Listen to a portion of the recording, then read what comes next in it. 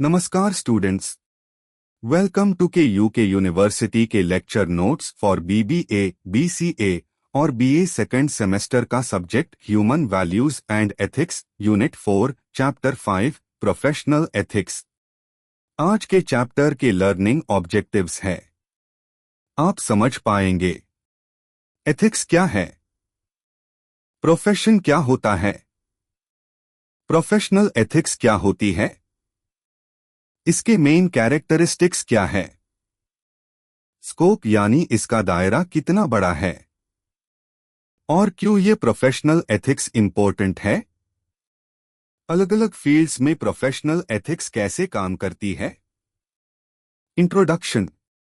Ethics हमें सिखाता है कि क्या सही है और क्या गलत, और फिर सही काम करना। पर हर बार सही काम करना इतना आसान नहीं होता। हम एथिक्स को साइंस ऑफ बिहेवियर भी कह सकते हैं, यानी व्यवहार का विज्ञान। ये बेसिक रूल्स बताता है जिनके अकॉर्डिंग हम अपनी लाइफ जीते हैं। सोक्रेट्स और प्लेटो जैसे फिलोसोफर्स ने एथिकल बिहेवियर के लिए गाइडलाइंस दी थी। कई एथिसिस्ट्स मानते हैं कि आज के लॉज भी कभी मोरल वैल्यूज यानी कानून बनने से पहले वो मोरल रूल्स होते थे।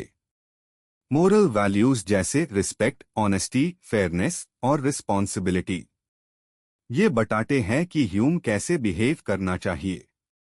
जब इन वैल्यूज को अप्लाई किया जाता है तो उन्हें हम कहते हैं मोरल प्रिंसिपल्स। एथिक्स असली जिंदगी के प्रॉब्लम्स से डील करता है। पहले सर्वाइवल के बारे में और एफआईआर एक मोरल, ऑर्गेनाइज्ड और पीसफुल लाइफ के लिए। ह्यूमंस एक रैशनल बीइंग है, मतलब हम सोचने समझने वाले जीव है। हम सच को समझते हैं, अच्छाई को महसूस करते हैं और खूबसूरती क्रिएट करते हैं। जब हम लॉजिक का प्रैक्टिकल यूज करते हैं तो एथिक्स में ग्रोथ दिखाई देती है। पहले ह्यूमंस नेचर के अकॉर्डिंग जीते थे। एफआईआर रूल्स और लॉज आए। आज का इंसान अपनी मोरल सोच से गाइड होता है। एक सेल्फ अवेयर और लॉजिकल इंसान सच, अच्छाई और खूबसूरती में एकता चाहता है। यही जर्नी इंसान को लाइफ के हाईएस्ट पर्पस तक ले जा रही है। एथिक्स क्या है? Ethics word Greek word ethos से आया है, जिसका मतलब होता है कस्टम्स या हैबिट्स। एथिक्स को मोरल फिलॉसफी भी कहते हैं। एरिस्टोटल को एथिक्स का फाउंडर माना जाता है। ये एक साइंस है जो ह्यूमन हैबिट्स और कस्टम्स को समझती है। कस्टम्स वो होते हैं जो कम्युनिटी एक्सेप्ट करती है, एक ग्रुप का अप्रूव्ड वे ऑफ लिविंग। छोटी छोटी डेफिनेशंस भी याद रख लें। Olson, ethics is science of customs और मोरल्स। मैककेंजी, एथिक्स स्टडीज गुड और राइट बिहेवियर। सेठ, एथिक्स बताता है क्या होना चाहिए, आइडियल क्या है। Jadunath Sinha, ethics is science of highest good. William lily, ethics society में ह्यूमन बिहेवियर को जांच करता है, क्या सही है, क्या गलत। प्रोफेशन क्या होता है? प्रोफेशन एक ऐसा जॉब होता है जिसमें ट्रेनिंग और क्वालिफिकेशन जरूरी होती है। ये स्किल्ड और टेक्निकल काम होता है, जैसे डॉक्टर, लॉयर, टीचर। इसमें लोग अपनी स्पेशल नॉलेज से पैसा कमाते हैं। ये एक ऑर्गेनाइज्ड ऑक्यूपेशन है, based on proper training and skills. एक सिंपल जॉब तभी प्रोफेशन बन जाती है जब एक ही फील्ड में काम करने वे लोग मिलकर एक एथिकल कोड फॉलो करने का डिसीजन लेते हैं। एक प्रोफेशनल वो इंसान होता है जो किसी स्पेसिफिक प्रोफेशन में काम करता है। जैसे कोगन ने 1953 में कहा था, प्रोफेशन एक ऐसा काम है जो किसी सब्जेक्ट या साइंस की अंडरस्टैंडिंग पे बेस्ड होता है और अस नॉलेज से जुड़ी एबिलिटीज पे। और वोल्मर एंड मिल्स के अकॉर्डिंग प्रोफेशन एक ऐसा जॉब है जो स्पेशल स्टडी और ट्रेनिंग के बाद किया जाता है, जिसका मेन गोल होता है लोगों को स्किल्ड सर्विस या एडवाइस देना, एक फिक्स्ड फी या सैलरी के बदले में। जो लोग किसी प्रोफेशन से जुड़े होते हैं उन्हें हम प्रोफेशनल्स कहते हैं। ये प्रोफेशनल्स को एक कोड ऑफ कॉन्डक्ट फॉलो करना पड़ता है जो प्रोफेशनल बॉडीज या ऑर्गेनाइजेशंस सेट करती हैं। प्रोफेशनल का मतलब सिर्फ एक एक्सपर्ट नहीं होता बल्कि एक ऐसे इंसान से होता है जो ऑनेस्ट हो, एथिकल हो, ट्रस्टवर्दी हो और अपने काम में बेस्ट हो। एग्जाम्पल्स जैसे अकाउंटेंट्स, डॉक्टर्स, लॉयर्स और इंजीनियर्स, ये सब प्रोफेशनल्स होते हैं। प्रोफेशनलिज्म का मतलब है एक प्रोफेशनल का अपने प्रोफेशन को लेकर एटीट्यूड, जैसे कि ऑनेस्टी, कमिटमेंट और पब्लिक गुड का ध्यान रखना।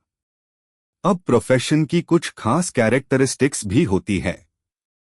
फर्स्ट, स्पेशल नॉलेज और स्किल्स चाहिए होते हैं जो एजुकेशन और एक्सपीरियंस से मिलते हैं। सेकंड, प्रॉपर क्वालिफिकेशन जरूरी होती है। थर्ड, प्रोफेशनल्स को अक्सर किसी प्रोफेशनल बॉडी का मेंबर बनना पड़ता है। फोर्थ, उन्हें अपने सर्विसेज के बदले सैलरी या फीस मिलती है, इसे रिम्यूनरेशन कहते हैं। फिफ्थ, उनको काम करने में कुछ फ्रीडम मिलती है लेकिन स्टैंडर्ड्स फॉलो करना होता है।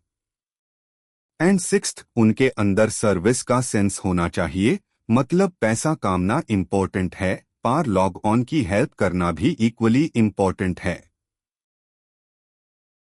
प्रोफेशनल एथिक्स का मतलब होता है अपने काम के दौरान सही तरीके से बिहेव करना। ये सिर्फ पर्सनल बिहेवियर नहीं बल्कि ग्रुप या प्रोफेशन के रूल्स भी इंक्लूड करता है। ये एथिक्स हमें ये बताते हैं कि किसी प्रोफेशन में क्या करना चाहिए और क्या अवॉइड करना चाहिए। प्रोफेशनल एथिक्स ह्यूमन वैल्यूज से भी जुड़ी होते हैं, जैसे रिस्पेक्ट, ऑनेस्टी और कोऑपरेशन, ताकि हम अपने वर्क एनवायरनमेंट में प्रॉपरली बिहेव कर सके। बेसिकली प्रोफेशनल एथिक्स एक सेट ऑफ रूल्स होते हैं जिसे हम कोड ऑफ कॉन्डक्ट भी कहते हैं। ये रूल्स यूजुअली प्रोफेशन के एक्सपीरियंस्ड मेंबर्स या प्रोफेशनल ऑर्गेनाइजेशंस बनते हैं। पर्पस क्या होता है? सिंपल, लोग अपने जॉब में फेयर, रिस्पॉन्सिबल और कंसिस्टेंट तरीके से काम करें। चाहे आप टीचिंग कर रहे हो, रिसर्च, राइटिंग या कंसल्टिंग, हर जगह कुछ एथिकल स्टैंडर्ड्स फॉलो करना इंपॉर्टेंट होता है।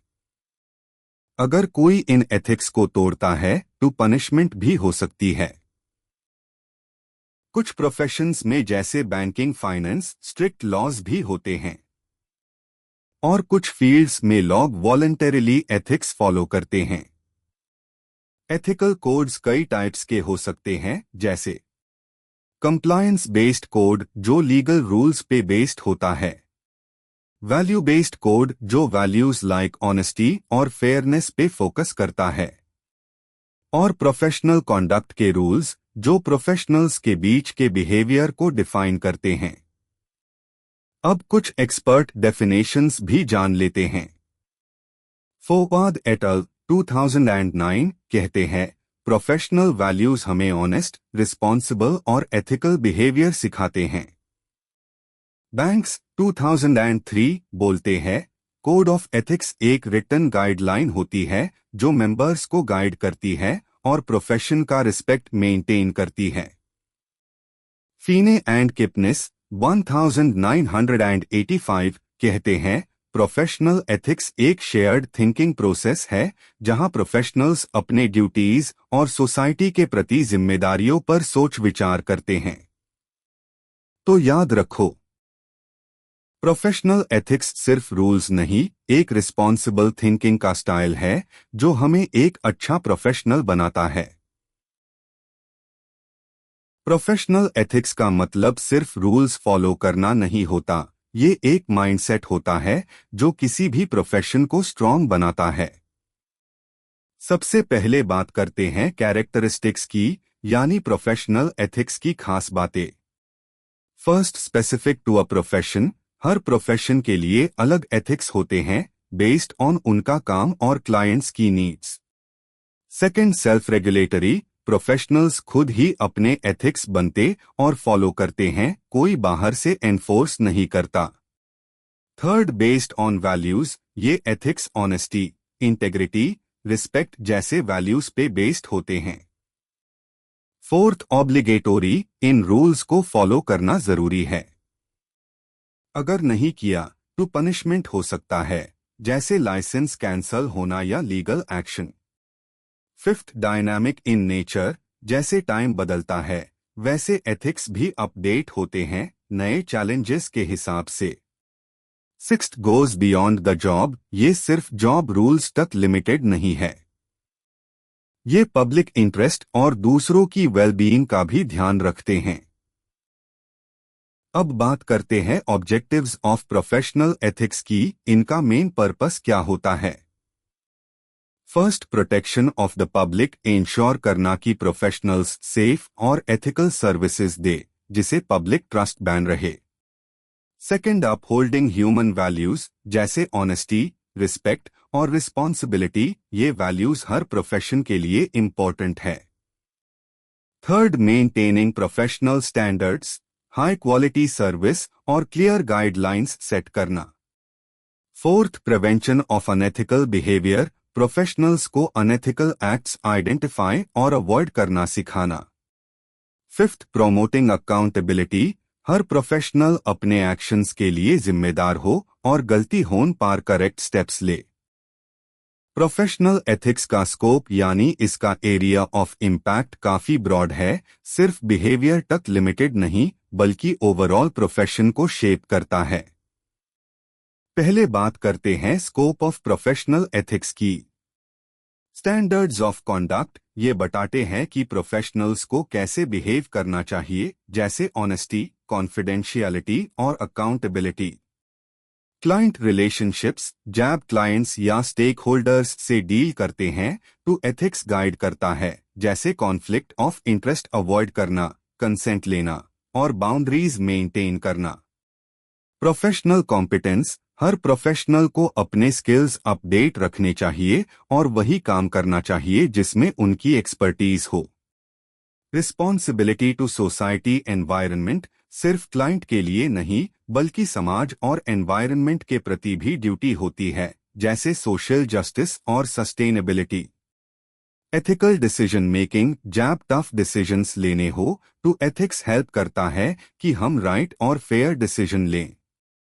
डिसिप्लिनरी प्रोसेसेस, अगर कोई रूल्स तोड़ता है तो एथिक्स के अंदर इन्वेस्टिगेशन, पेनल्टी या लाइसेंस कैंसल तक हो सकता है। अब बात करते हैं कंट्रीब्यूशन ऑफ प्रोफेशनल एथिक्स की, ये क्या फायदा पहुंचता है डिफरेंट प्रोफेशंस में। एनहांसेस रेप्यूटेशन, प्रोफेशन का इमेज स्ट्रॉन्ग बनता है। इंप्रूव्स डिसीजन मेकिंग, क्लियर और फेयर चॉइसेस लेना इजी होता है। एनकरेजेस अकाउंटेबिलिटी, लोग अपने एक्शंस के लिए जिम्मेदार बनते हैं। Fosters positive work culture, respect और ट्रस्ट का एनवायरनमेंट बनता है। प्रोटेक्ट्स पब्लिक इंटरेस्ट, पब्लिक का प्रोफेशन पर भरोसा बना रहता है। अब प्रोफेशनल एथिक्स से फायदा किस किस को होता है। पब्लिक, उनका ट्रस्ट बढ़ता है। क्लाइंट्स, उनको क्लियर फेयर सर्विस मिलती है। प्रोफेशनल्स, एथिक्स उन्हें अनएथिकल प्रेशर से बचता है। द प्रोफेशन, एक कॉमन कोड और फेयर सिस्टम डेवलप होता है। अदर स्टेक होल्डर्स, प्रोफेशन उनके लिए ज्यादा रिलायबल और इजी टू डील हो जाता है। प्रोफेशनल एथिक्स का काम सिर्फ रूल्स देना नहीं, ये एक स्ट्रॉन्ग फाउंडेशन बनाता है किसी भी प्रोफेशन के लिए। चलिए समझते हैं इसका इम्पोर्टेंस और कुछ लिमिटेशंस भी। Importance of professional ethics. Responsible behaviour, ethics बताते हैं कि प्रोफेशनल्स को ऑनेस्ट, रिस्पॉन्सिबल और अकाउंटेबल कैसे बनना चाहिए। इसे रिजल्ट्स भी बेटर मिलते हैं, क्लाइंट के लिए भी और प्रोफेशनल के लिए भी। ट्रस्ट क्रेडिबिलिटी, जब प्रोफेशनल्स एथिकल गाइडलाइंस फॉलो करते हैं तो क्लाइंट्स और पब्लिक का ट्रस्ट बढ़ता है। इसे लॉन्ग टर्म रिलेशनशिप्स और रेपुटेशन दोनों इंप्रूव होती है। Better decision making, ethics help करता है मोरली करेक्ट डिसीजंस लेने में, स्पेशली जब एथिकल डिलेमा हो या कॉन्फ्लिक्ट ऑफ इंटरेस्ट आए। Positive work culture, respect, professionalism और टीम वर्क बढ़ता है, जिससे काम का एनवायरनमेंट हेल्थी और सैटिस्फाइंग बनता है। सोशल रिस्पॉन्सिबिलिटी, एथिक्स हमें समाज और एनवायरनमेंट के प्रति भी जिम्मेदार बनाता है, जैसे सस्टेनेबल और फेयर प्रैक्टिसेस फॉलो करना। अब कुछ लिमिटेशंस ऑफ प्रोफेशनल एथिक्स भी है। लिमिटेड एनफोर्समेंट, हर जगह एथिकल रूल्स को फोर्स करने का स्ट्रॉन्ग सिस्टम नहीं होता। पर्सनल वर्सेस प्रोफेशनल कॉन्फ्लिक्ट, कभी कभी पर्सनल बिलीफ्स और प्रोफेशनल एक्सपेक्टेशंस क्लैश कर जाते हैं। Lack of clarity, complex situations में एथिक्स क्लियरली नहीं बताते क्या सही है और क्या गलत। लिमिटेड स्कोप, हर पॉसिबल सिचुएशन के लिए एथिक्स कवर नहीं करते। ट्रेनिंग की कमी, कई प्रोफेशनल्स को एथिकल डिसीजन मेकिंग का प्रॉपर ट्रेनिंग नहीं मिलता। टू कंक्लूजन सिंपल है, प्रोफेशनल एथिक्स इंपॉर्टेंट तो है, बट इनके कुछ प्रैक्टिकल लिमिटेशंस भी हैं। एफआईआर भी ये एक डायरेक्शन देते हैं जिसे प्रोफेशन स्ट्रॉन्ग और सोसाइटी रिस्पॉन्सिबल बनती है। Types of professional ethics in different fields. Her profession का अपना एथिकल कोड होता है, लेकिन कुछ वैल्यूज हर जगह कॉमन होती है, जैसे honesty, trustworthiness, loyalty, respect for others, law following, accountability और हार्म अवॉइड करना। अब चलिए डू प्रोफेशंस के एथिक्स का एग्जाम्पल लेते हैं। लीगल जुडिशियल एथिक्स, लॉयर्स को अपने क्लाइंट की हेल्प भी करनी होती है और लॉ को भी अपहोल्ड करना होता है, दोनों के बीच बैलेंस बनाना पड़ता है। लॉयर्स को क्लाइंट की बातें कॉन्फिडेंशियल रखनी होती है। वो झूठा एविडेंस कोर्ट में नहीं ला सकते, चाहे क्लाइंट को फायदा ही क्यों ना हो। अगर क्लाइंट झूठ बोलने वाला हो तो लॉयर उसमें सपोर्ट नहीं कर सकता। अगर सिचुएशन कंट्रोल ना हो तो लॉयर केस से अलग हो जाता है। फी स्ट्रक्चर भी एथिक्स से इन्फ्लुएंस्ड होता है, जैसे एक्सीडेंट केसेस में कॉन्टिंजेंसी फी अलाउड होती है, केस जीतने पर पेमेंट, लेकिन डिवोर्स केसेस में फी आउटकम के बेसिस पर नहीं हो सकती। मेडिकल एथिक्स, मेडिकल फील्ड का सबसे फेमस कोड है हिप्पोक्रेटिक ओथ, जिसमें कहा गया है कि डॉक्टर हमेशा पेशेंट का भला सोचेगा। डॉक्टर्स और नर्सेस को पेशेंट का डेटा कॉन्फिडेंशियल रखना पड़ता है।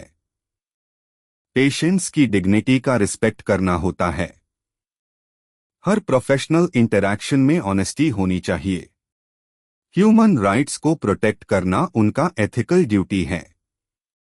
कभी कभी एथिक्स कॉन्फ्लिक्ट भी करते हैं, जैसे अगर टर्मिनल इलनेस वाला पेशेंट अपनी लाइफ एंड करना चाहता है।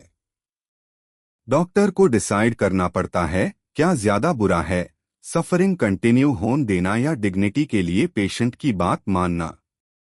ये डिलेमास हाई दिखाते हैं कि प्रोफेशनल एथिक्स सिंपल नहीं, लेकिन नेसेसरी जरूर है।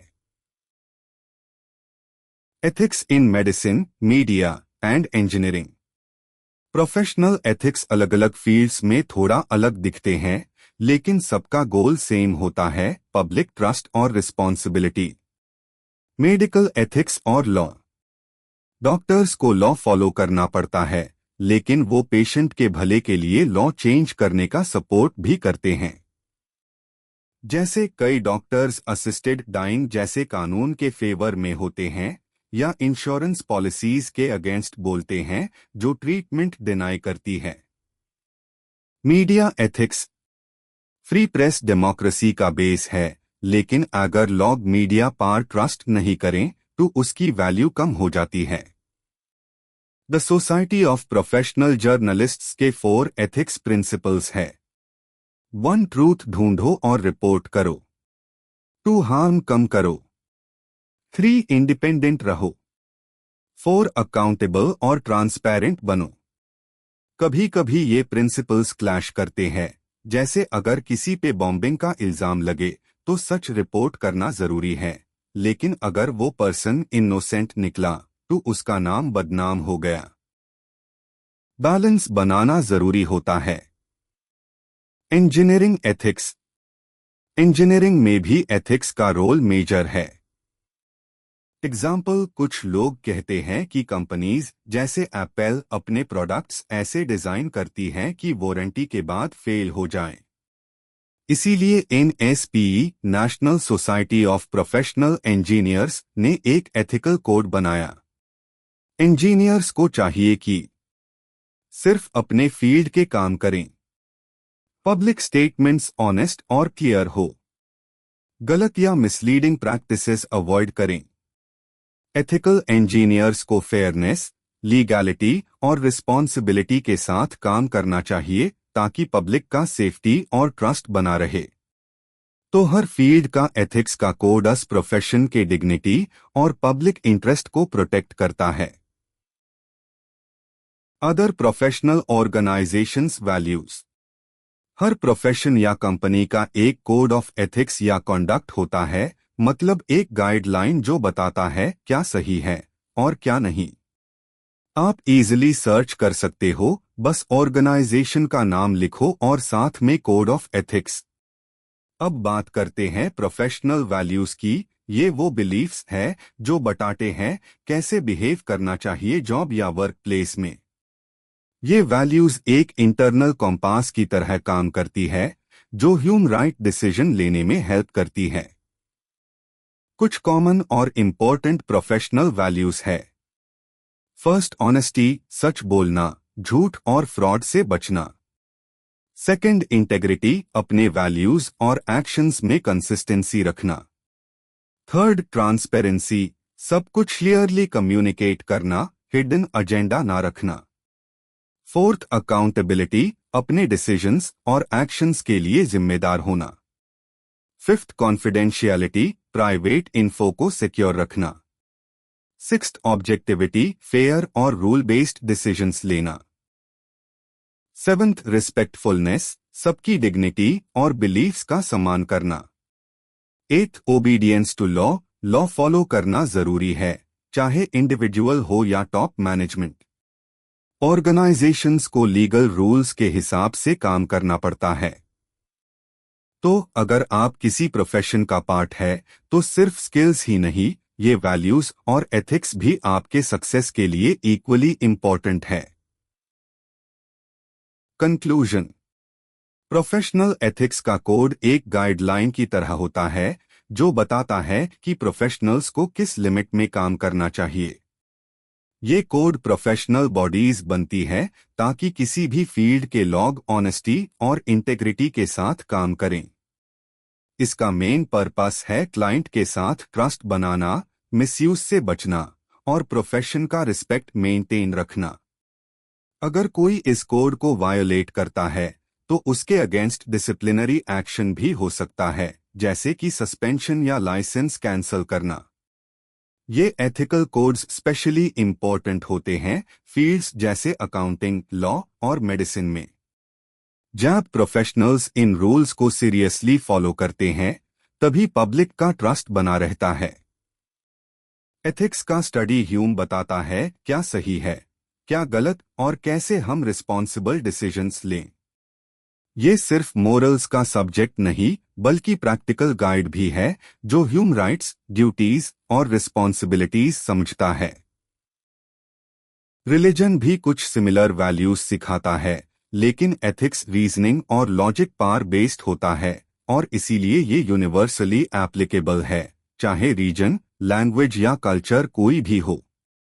तो याद रखिए, एथिक्स हेल्प करता है बेटर ह्यूमन और बेटर प्रोफेशनल बनने में। Exercise. Short answer type questions. 1. Define the term ethics. 2. Define the term profession. 3. Define the term professional. 4. Define the term professional values. 5. What is accountability. 6. What is the meaning of transparency? Long answer type questions. 1. What is professional ethics? Explain the objectives of professional ethics.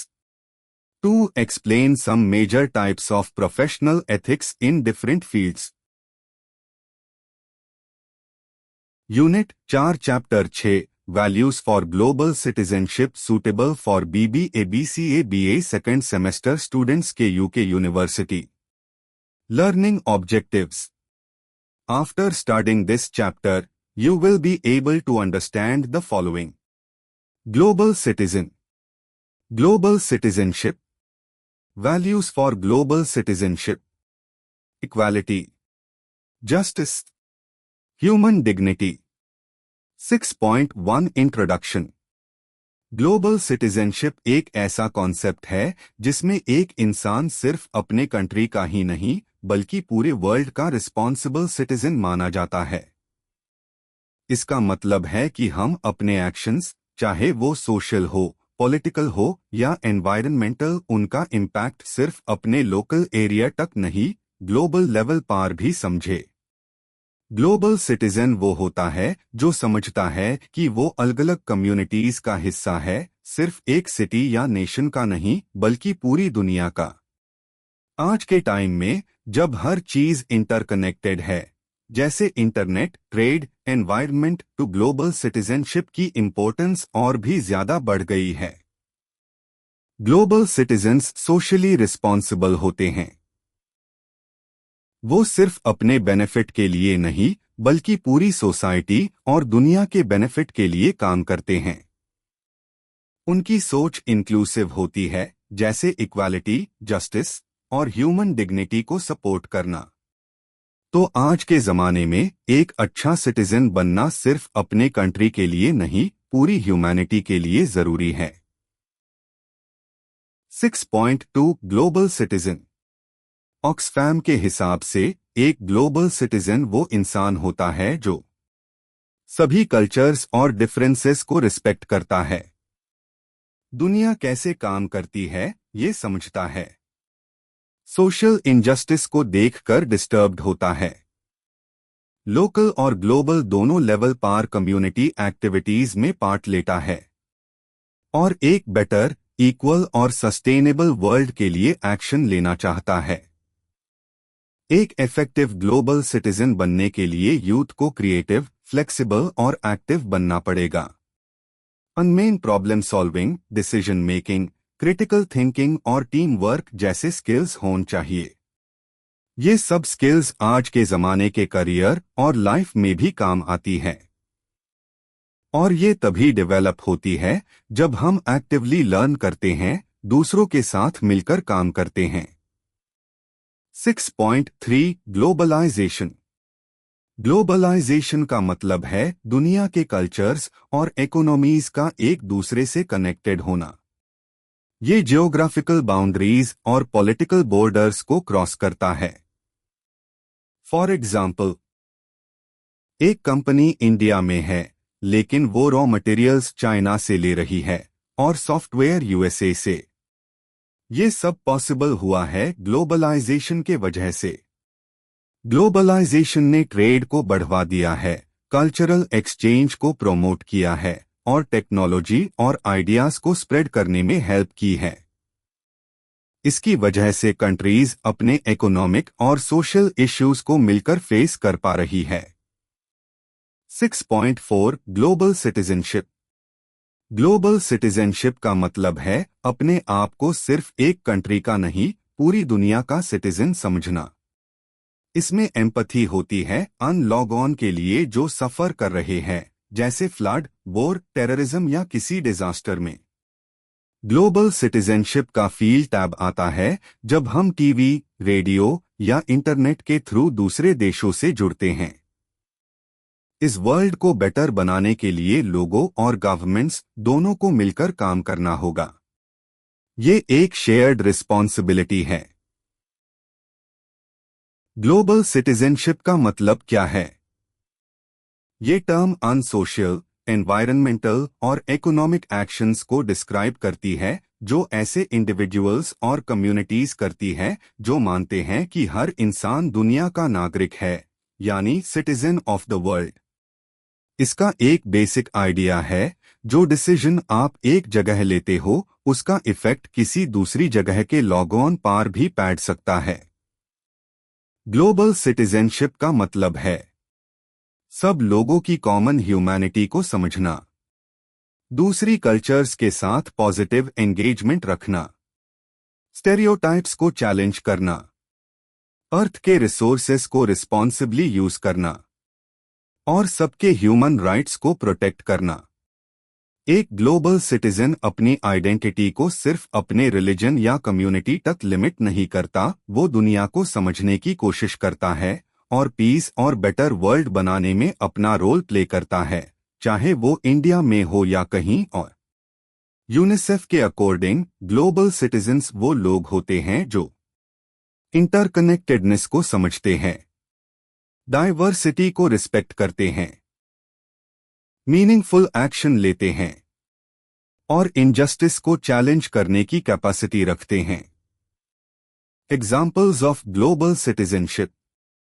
एक global citizen local और global issues के बीच connection समझता है और अपने खुद के values और बिलीफ्स को एक्सप्लोर करता है। सोशल जस्टिस के इश्यूज को इन्वेस्टिगेट करता है, लोकल लेवल पर भी और ग्लोबल लेवल पर भी। कॉम्प्लेक्स ग्लोबल इश्यूज को समझता है और डिफरेंट लॉगऑन के पर्सपेक्टिव्स से एंगेज करता है। अपने लर्निंग्स को रियल वर्ल्ड इश्यूज में अप्लाई करता है। थॉटफुल एक्शंस लेता है और उसकी आवाज सुनी जाती है। Benefits of global citizenship. Global citizenship सिर्फ पर्सनल ग्रोथ के लिए नहीं बल्कि दुनिया के लिए भी फेडमेंट है। कुछ major benefits. Increased cultural understanding. ये दूसरे कल्चर्स को समझने और रिस्पेक्ट करने की क्वालिटी डेवलप करता है। एम्पैथी और अवेयरनेस बढ़ता है, जिसे आप एक ज्यादा इंक्लूसिव और रिस्पेक्टफुल इंसान बनते हो। 2. Improved communication skills. एक ग्लोबल सिटीजन को अलग अलग कल्चर और लैंग्वेज बैकग्राउंड के लोगों से इंटरैक्ट करना पड़ता है। इस वजह से उसकी कम्युनिकेशन स्किल्स काफी इम्प्रूव हो जाती है, चाहे वो वर्बल हो या non verbal. 3. Enhanced problem solving skills. Global challenges को समझने के प्रोसेस में आपको क्रिटिकल थिंकिंग और क्रिएटिव सॉल्यूशंस ढूंढने होते हैं, यानी आप एक बेटर प्रॉब्लम सॉल्वर बन जाते हो। 4. Greater career opportunities. आजकल के एम्प्लॉयर्स उन लोगों को पसंद करते हैं जिनके पास ग्लोबल आउटलुक और क्रॉस कल्चरल स्किल्स होती है। इसका मतलब ग्लोबल सिटीजनशिप आपके करियर के चांसेस को बढ़ाता है। 5. Personal growth and development. जब आप नए लोगों से मिलते हो, उनके नजरिए को समझते हो, तो आपकी सोच भी ब्रॉड होती है। ये आपकी पर्सनल डेवलपमेंट और सेल्फ अवेयरनेस में मदद करता है। ग्लोबल सिटीजनशिप यूथ को कैसे हेल्प करता है? ग्लोबल इवेंट्स को समझने में, ग्लोबल वैल्यूज पर सोचने में, जैसे पीस, जस्टिस। अपनी लर्निंग को रियल वर्ल्ड प्रॉब्लम्स पर अप्लाई करने में, इग्नोरेंस और इंटॉलरेंस को चैलेंज करने में, लोकल, नेशनल और इंटरनेशनल लेवल पर पार्टिसिपेट करने में, अपनी रीजनिंग डेवलप करने और अपना व्यू एक्सप्रेस करने में। 6.5 वैल्यूज फॉर ग्लोबल सिटीजन्स। एक ट्रू ग्लोबल सिटीजन अपनी आइडेंटिटी और सेल्फ रिस्पेक्ट से अवेयर होता है, दूसरों की केयर करता है, कंसर्न और कंपैशन दिखता है और रिस्पॉन्सिबिलिटीज शेयर करता है। ग्लोबल सिटीजनशिप कुछ की वैल्यूज प्रमोट करता है, जैसे क्रिएटिविटी और इनोवेशन, पीस के लिए कमिटमेंट, ह्यूमन राइट्स का रिस्पेक्ट, सस्टेनेबल डेवलपमेंट की responsibility. Responsibilities of a global citizen. Respect करना दूसरे कल्चर्स और राइट्स का, सोशल जस्टिस और इक्वालिटी के लिए एडवोकेट करना, एनवायरनमेंट को प्रोटेक्ट करना, सस्टेनेबिलिटी प्रमोट करना, यानी ऐसा डेवलपमेंट जो फ्यूचर जनरेशंस के लिए भी सेफ हो।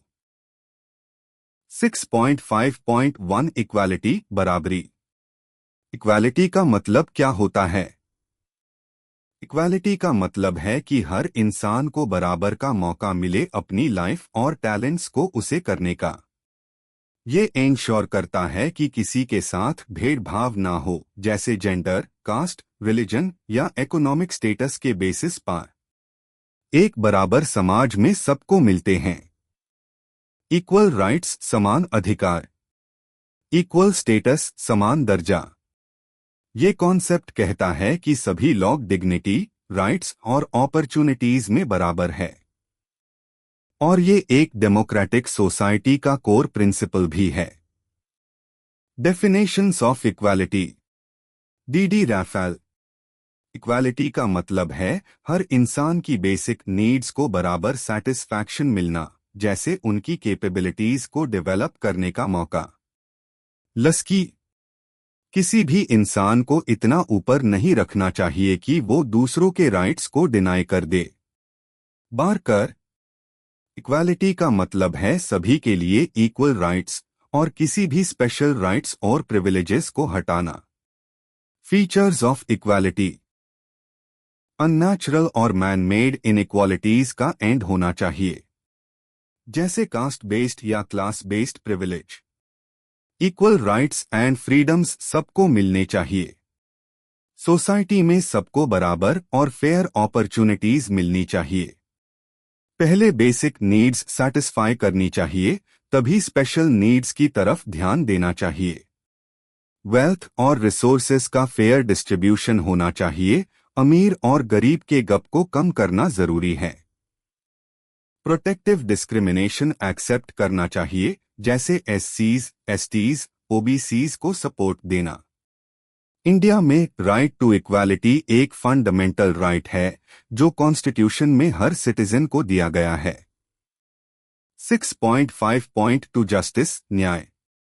जस्टिस शब्द आया है लैटिन वर्ड जस से, जिसका मतलब होता है टू बाइंड और टाई टुगेदर, यानी सबको एक साथ जोड़ना फेयर तरीके से। 6.5.2 जस्टिस, न्याय।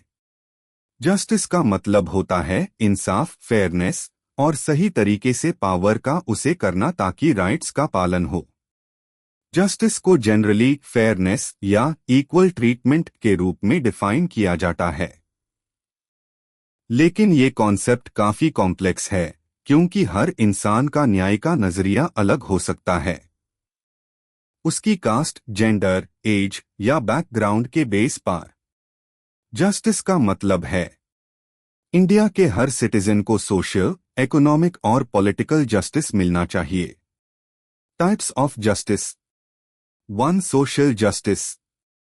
किसी भी इंसान के साथ जाति, कास्ट, धर्म, रिलीजन या रैंक, कलर के बेस पर भेदभाव नहीं होना चाहिए। 2. Economic justice. सबको काम के बराबर मौके मिलने चाहिए और equal pay for equal work का प्रिंसिपल फॉलो होना चाहिए। 3. Political justice. हर सिटीजन को बराबर के पॉलिटिकल राइट्स मिलने चाहिए, जैसे राइट टू वोट, इलेक्शन लड़ने का अधिकार, पॉलिटिकल पार्टी बनाने का अधिकार, सरकार को क्रिटिसाइज करने का अधिकार। जस्टिस के कुछ इंपॉर्टेंट डेफिनेशंस। एरिस्टोटल। बराबर लोगों के साथ बराबरी का व्यवहार और अलग लोगों के साथ अलग व्यवहार होना चाहिए। उन्होंने अलग अलग जस्टिस टाइप्स बताए। Distributive justice, corrective justice, commutative justice, moral justice. Gautam Buddha.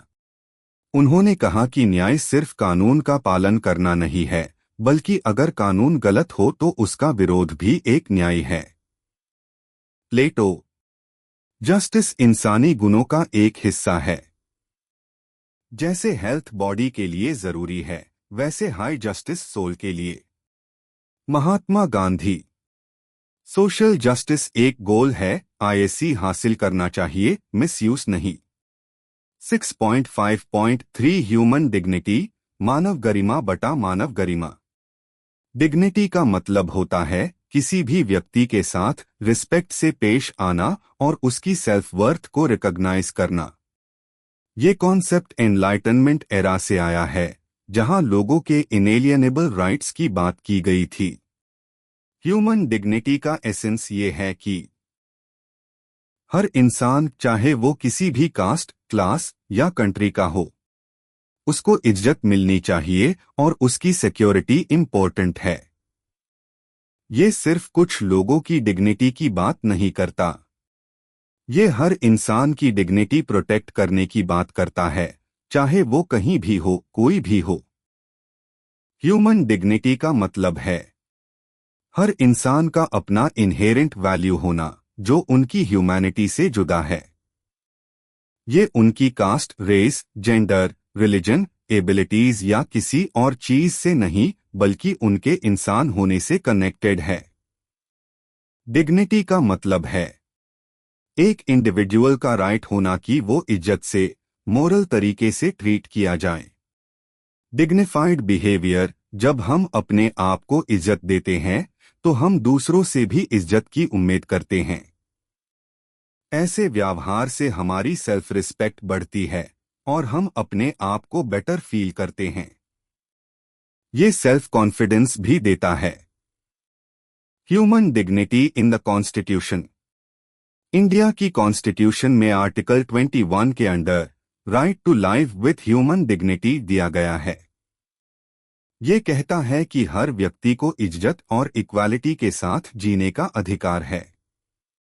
United Nations charter भी एक्नॉलेज करता है कि कुछ बेसिक ह्यूमन राइट्स, जैसे कि मेन और वुमेन के बीच बराबरी, कभी भी छीने नहीं जा सकते। 6.6 कंक्लूजन, निष्कर्ष। आज का दुनिया कुछ और ही है। पिछले कुछ डेकेड्स में हमने बहुत बेड चेंजेस देखे हैं जो हमारे जीने का तरीका, हमारे एनवायरनमेंट और सोसाइटी को अफेक्ट करते हैं। ग्लोबल सिटीजनशिप एक ऐसा कॉन्सेप्ट है जो हमारी आइडेंटिटी को इंटरकनेक्टेड और इंटरडिपेंडेंट वर्ल्ड से जोड़ता है। ये जियोग्राफिकल बाउंड्रीज को पार करके हमारी सेल्फ परसेप्शन को रीडिफाइन करता है। यूनाइटेड नेशंस कहते हैं कि ग्लोबल सिटीजनशिप एक नई और जरूरी फोर्स है जो ट्रेडिशनल पावर स्ट्रक्चर्स के बियॉन्ड जाती है। कई बार आईएससी वे ऑफ लाइफ या एक सेट ऑफ गाइडिंग प्रिंसिपल्स कहा गया है जो सस्टेनेबल लाइफस्टाइल की तरफ ले जाता है। ग्लोबलाइजेशन के राइज के साथ एक देश में किए गए एक्शंस का दूसरे देश पर असर पड़ता है।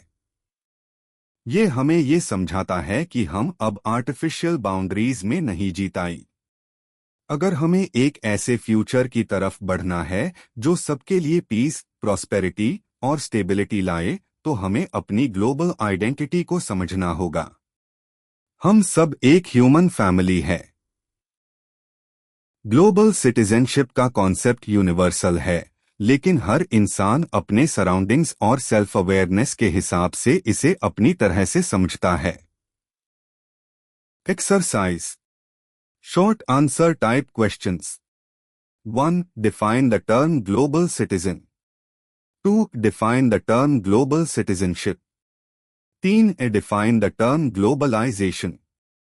4. What is the meaning of equality? 5. What is the meaning of justice? Long answer type questions. 1. What is global citizenship? What are the benefits of global citizenship? 2. What are the values for global citizenship? Explain the different components of values of global citizenship. 3. Write a detailed note on the following. I. Equality. 2. Justice. 3. Human dignity. Hello students. Welcome to KUK University. BBA BCA BA second semester. Human Values and Ethics. Unit 4. Chapter 7. Competency Based Education. आज हम बात करेंगे competency based education के बारे में।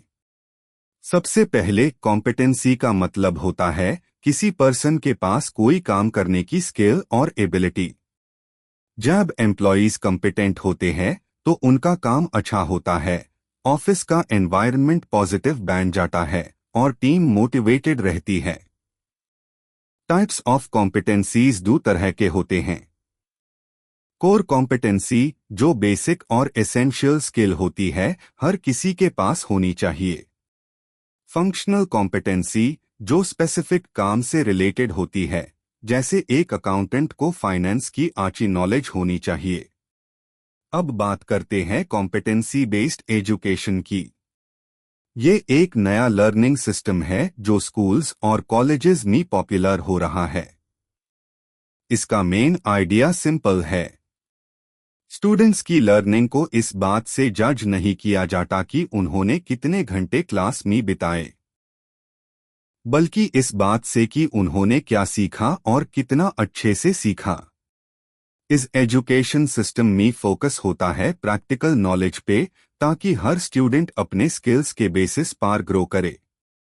तो students याद रखो, कॉम्पिटेंसी बेस्ड एजुकेशन आपको सिर्फ थ्योरी नहीं बल्कि रियल स्किल्स सिखाता है, जो आपकी पर्सनल और प्रोफेशनल लाइफ में काम आएंगी।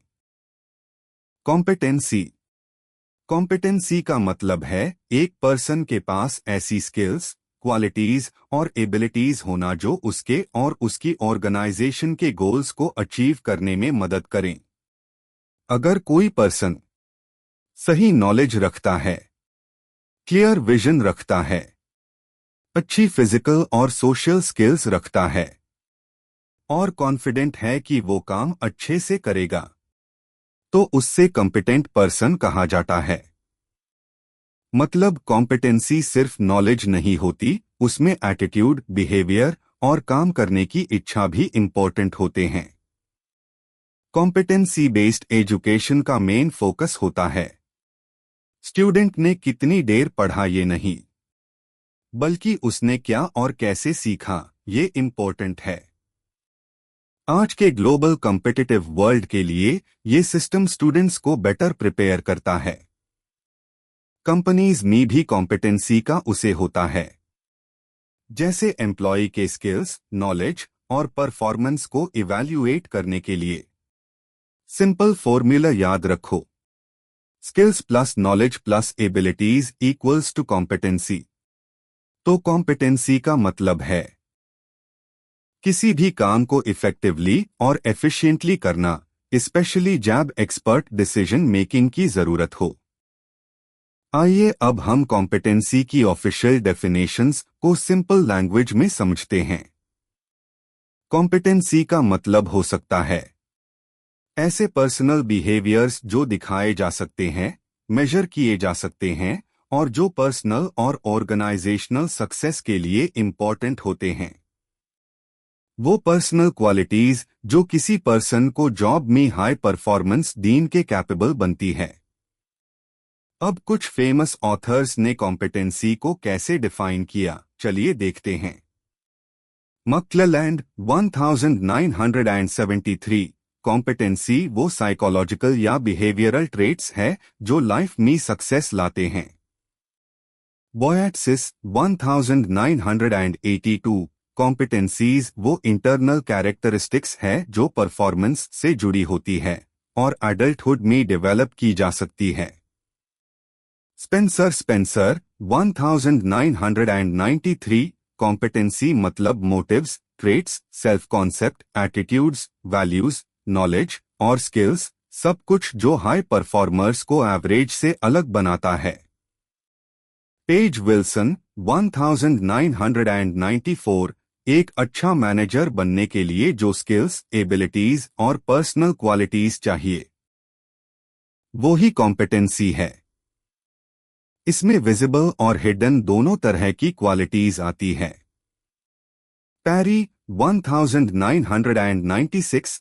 कॉम्पिटेंसी वो पार्ट है जॉब परफॉर्मेंस का जो स्टैंडर्ड्स के अगेंस्ट मेजर किया जा सकता है और ट्रेनिंग से इंप्रूव भी हो सकता है। चंग लो 2007। ये स्किल्स, नॉलेज और एबिलिटीज का कॉम्बिनेशन है जो टास्क्स को कंप्लीट करने और गोल्स अचीव करने में मदद करता है। ड्रैगनाइडीज मेंटसास 2006। कॉम्पिटेंसी वो ऑब्जर्वेबल बिहेवियर्स है जो हाई परफॉर्मेंस से लिंक्ड होते हैं और ऑर्गेनाइजेशन को कॉम्पिटिटिव एडवांटेज देते हैं। अतएर्थ 1999 कॉम्पिटेंसी में आता है personal knowledge, skills, attitudes, behaviours और वो कैपेबिलिटीज जो सक्सेस से डायरेक्टली लिंक्ड होती है। तो स्टूडेंट्स, जितने ऑथर्स उतनी डेफिनेशंस, बट सबका मेन पॉइंट ये है, कॉम्पिटेंसी हाई परफॉर्मेंस के लिए जरूरी personal qualities plus skills plus behaviour. चलिए अब समझते हैं कॉम्पिटेंसी के मैं कैरेक्टरिस्टिक्स क्या होते हैं। 1. मोटिव्स।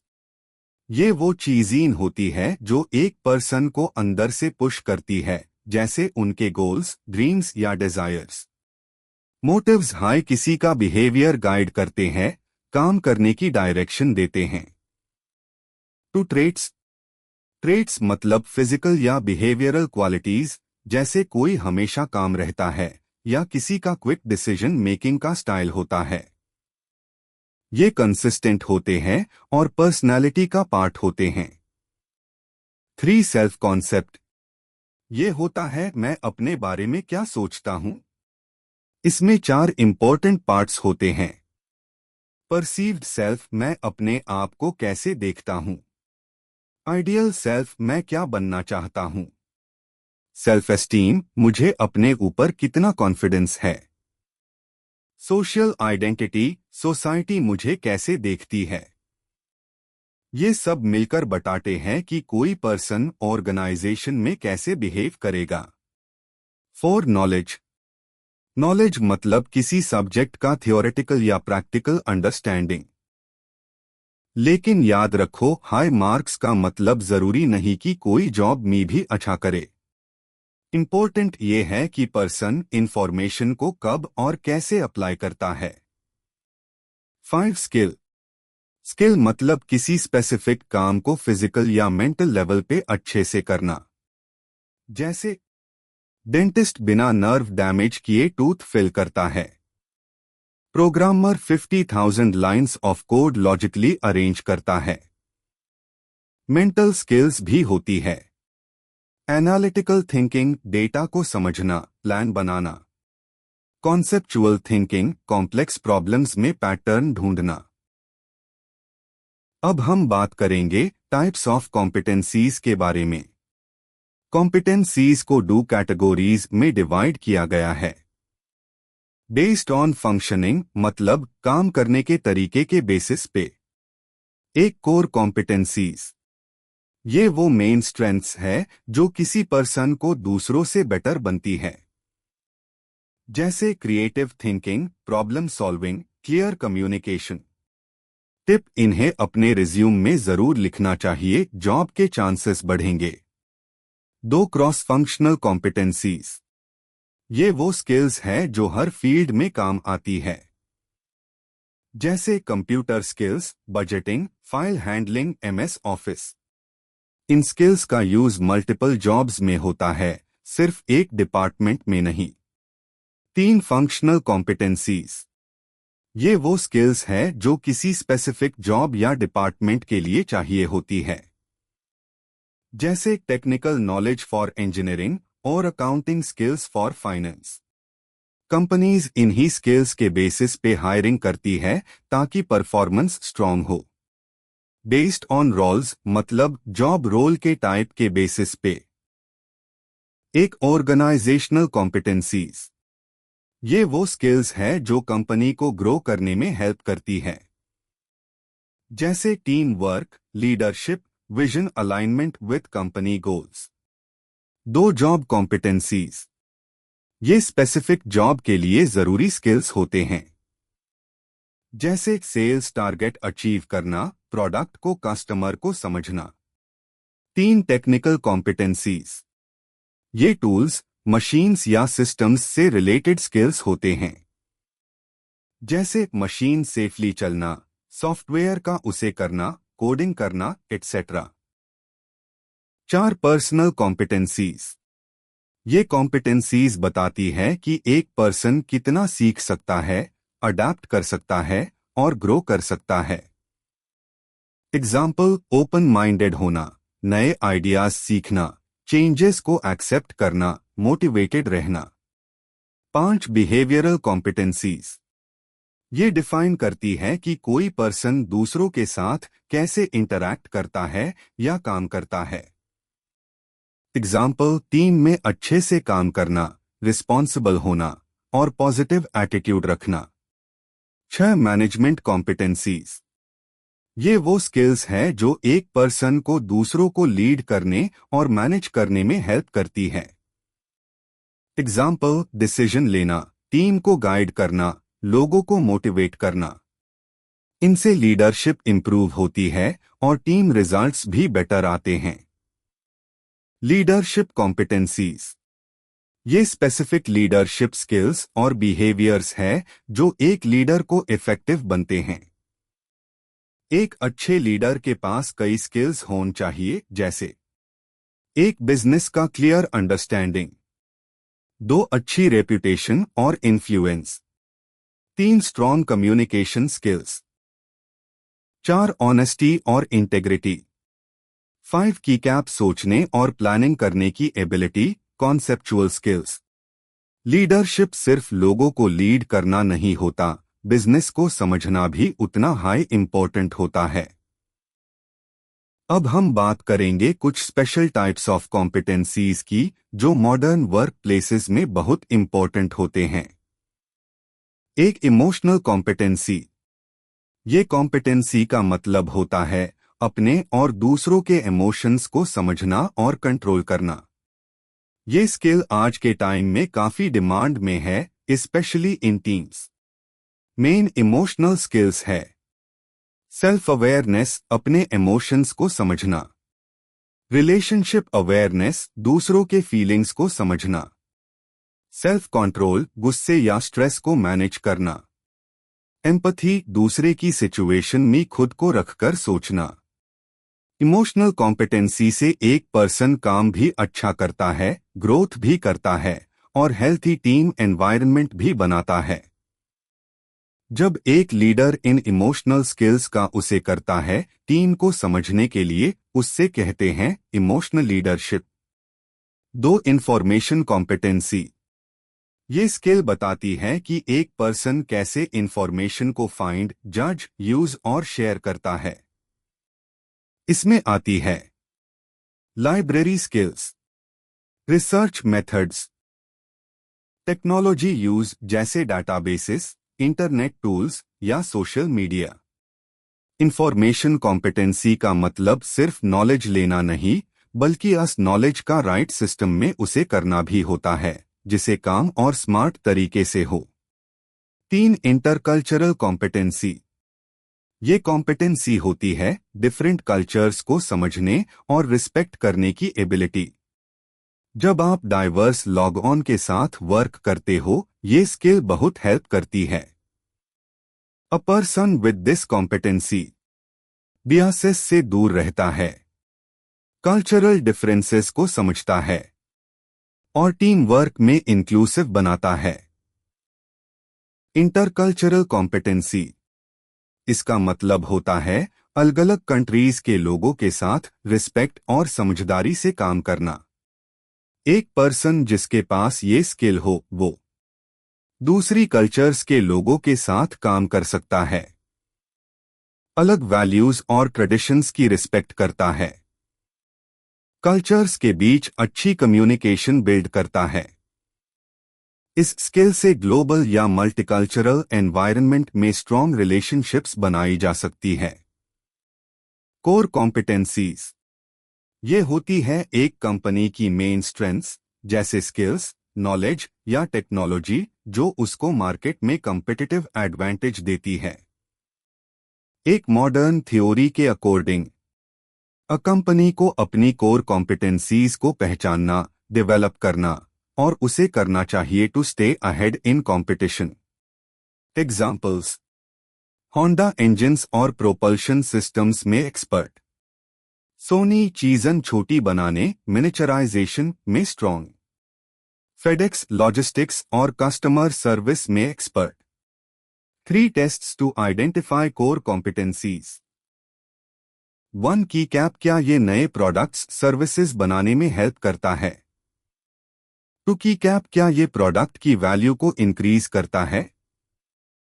3 की कैप, क्या कॉम्पिटिटर्स के लिए इसको कॉपी करना मुश्किल है? अगर इन तीनों का आंसर यस है तो वो आपकी कोर कॉम्पिटेंसी हो सकती है। To identify your company's core competencies, सोचो कौन से स्किल्स, नॉलेज या प्रोसेस आपको अलग बनते हैं और कैसे आप उन्हें उसे करके स्मार्ट बिजनेस स्ट्रैटेजी बना सकते हो।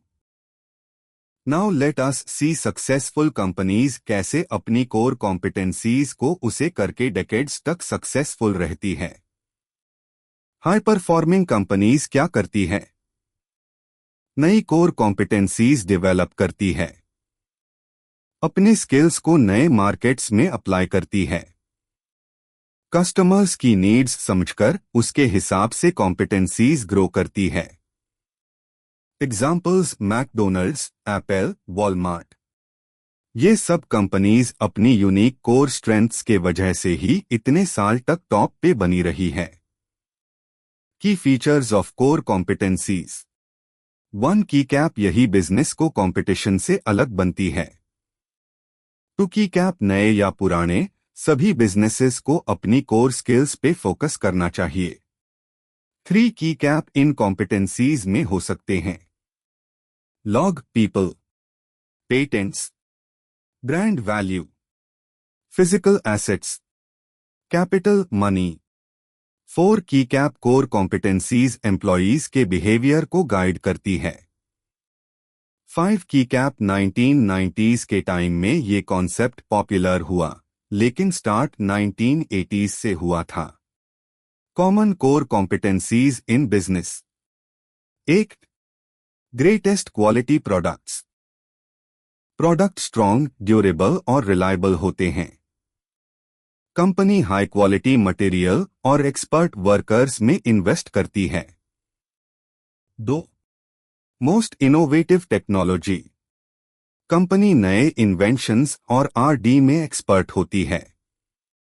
पेटेंट्स और स्किल्ड साइंटिस्ट्स इसके एसेट्स होते हैं। 3 best customer service, customer experience सबसे टॉप होता है, पहले भी और बाद में भी। कंप्लेंट हैंडलिंग, स्टाफ ट्रेनिंग और फीडबैक सिस्टम स्ट्रॉन्ग होते हैं। तो स्टूडेंट्स, अगर आप बिजनेस करना चाहते हो या किसी ऑर्गेनाइजेशन में काम करते हो तो अपनी कोर कॉम्पिटेंसी को पहचानो, डेवलप करो और स्मार्टली यूज करो। More examples of core competencies in business. 4 largest buying power, company bulk में सामान खरीदती है इसलिए सस्ते में मिलता है। सप्लायर्स के साथ स्ट्रॉन्ग रिलेशंस या मर्जर्स के थ्रू होता है। 5 strongest company culture, work place positive और प्रोडक्टिव होता है। Employee bonding, growth, team work और फन एक्टिविटीज होती है। 6 फास्टेस्ट प्रोडक्शन और डिलीवरी, प्रोडक्ट्स जल्दी बनते और डिलीवर होते हैं। स्मार्ट सॉफ्टवेयर और फास्ट सिस्टम्स यूज होते हैं। 7 lowest cost provider, same product सबसे कम दाम पे देता है, कॉस्ट कम करने के एफिशिएंट तरीके उसे करता है। 8 highest degree of flexibility, company जल्दी नए चेंजेस या अपॉर्चुनिटीज को ग्रैब कर लेती है। एम्प्लॉयज को मल्टी स्किल ट्रेनिंग दी जाती है और फ्लेक्सिबल सॉफ्टवेयर यूज होता है। SEVN.5 फंक्शनल कॉम्पिटेंसीज, ये कॉम्पिटेंसीज हर एम्प्लॉय के काम से डायरेक्टली लिंक्ड होती है। यूजुअली 3-5 कॉम्पिटेंसीज एक जॉब के लिए जरूरी होती है। हर डिपार्टमेंट के रोल्स के हिसाब से अलग होती है। इन्हें जॉब स्पेसिफिक कॉम्पिटेंसीज भी कहते हैं। Examples of functional competencies. 1 की कैप, लीडिंग सुपरवाइजिंग, टीम को गाइड करना। 2 की कैप, एनालिटिकल थिंकिंग, डेटा को समझना और डिसीजन लेना। 3 की कैप, नॉलेज शेयरिंग, अपना ज्ञान दूसरों से शेयर करना। 4 जजमेंट, सही डिसीजन लेना। 5 की कैप, टेक्निकल साइंटिफिक क्रेडिबिलिटी, अपने सब्जेक्ट का स्ट्रॉन्ग कमांड। अब हम डिस्कस करेंगे और भी इम्पोर्टेंट फंक्शनल कॉम्पिटेंसीज, प्लस हम देखेंगे एनालिटिकल थिंकिंग का क्या रोल है आपके काम में। Other functional competencies. 1 की cap change management, business changes को हैंडल करना। 2 की cap commitment to continuous process improvement, हर दिन अपने काम को बेहतर बनाना। 3 की कैप पार्टनरशिप बिल्डिंग, अच्छे रिलेशनशिप्स डेवलप करना। 4 की कैप क्लाइंट ओरिएंटेशन, क्लाइंट्स के नीड्स को समझना। 5 की कैप परसुएजन एंड इन्फ्लुएंसिंग, दूसरों को अपनी बात मानवाना। Analytical thinking. एनालिटिकल थिंकिंग का मतलब है एक प्रॉब्लम को छोटे पार्ट्स में तोड़ना ताकि आप सॉल्यूशन ढूंढ सके। की फीचर्स। कॉम्प्लेक्स इंफॉर्मेशन को समझना, कॉज एंड इफेक्ट लिंक्स ढूंढना, डेटा को उसे करके डिफिकल्ट प्रॉब्लम्स सॉल्व करना। Examples of analytical skills. Data analysis, logical thinking, research, creativity, communication. How analytical thinking helps. Complex tasks को छोटे स्टेप्स में तोड़ना, डिफरेंट कॉजेस और इफेक्ट्स को समझना, मल्टीपल ऑप्शंस सोचना, एरर्स को आइडेंटिफाई और फिक्स करना, प्रॉब्लम सॉल्विंग के लिए सही इंफॉर्मेशन ढूंढना, हर ऑप्शन का कंपैरिजन करना, रिजल्ट्स को समझने के लिए फैक्टर्स को चेंज करना। तो स्टूडेंट्स, एनालिटिकल थिंकिंग हर कॉम्प्लेक्स टास्क को मैनेजेबल बनाता है और फंक्शनल कॉम्पिटेंसीज बिजनेस को एफिशिएंट बनाने में मदद करती है। Knowledge sharing. नॉलेज शेयरिंग का मेन एम है अपनी क्लास डिस्कशंस को बेटर समझना और अपने क्लासमेट्स से बेटर कनेक्शंस बनाना। ग्रुप असाइनमेंट्स में ग्रुप के मेंबर्स आपस में ज्यादा नॉलेज शेयर करते हैं दूसरे ग्रुप्स के कंपैरिजन में।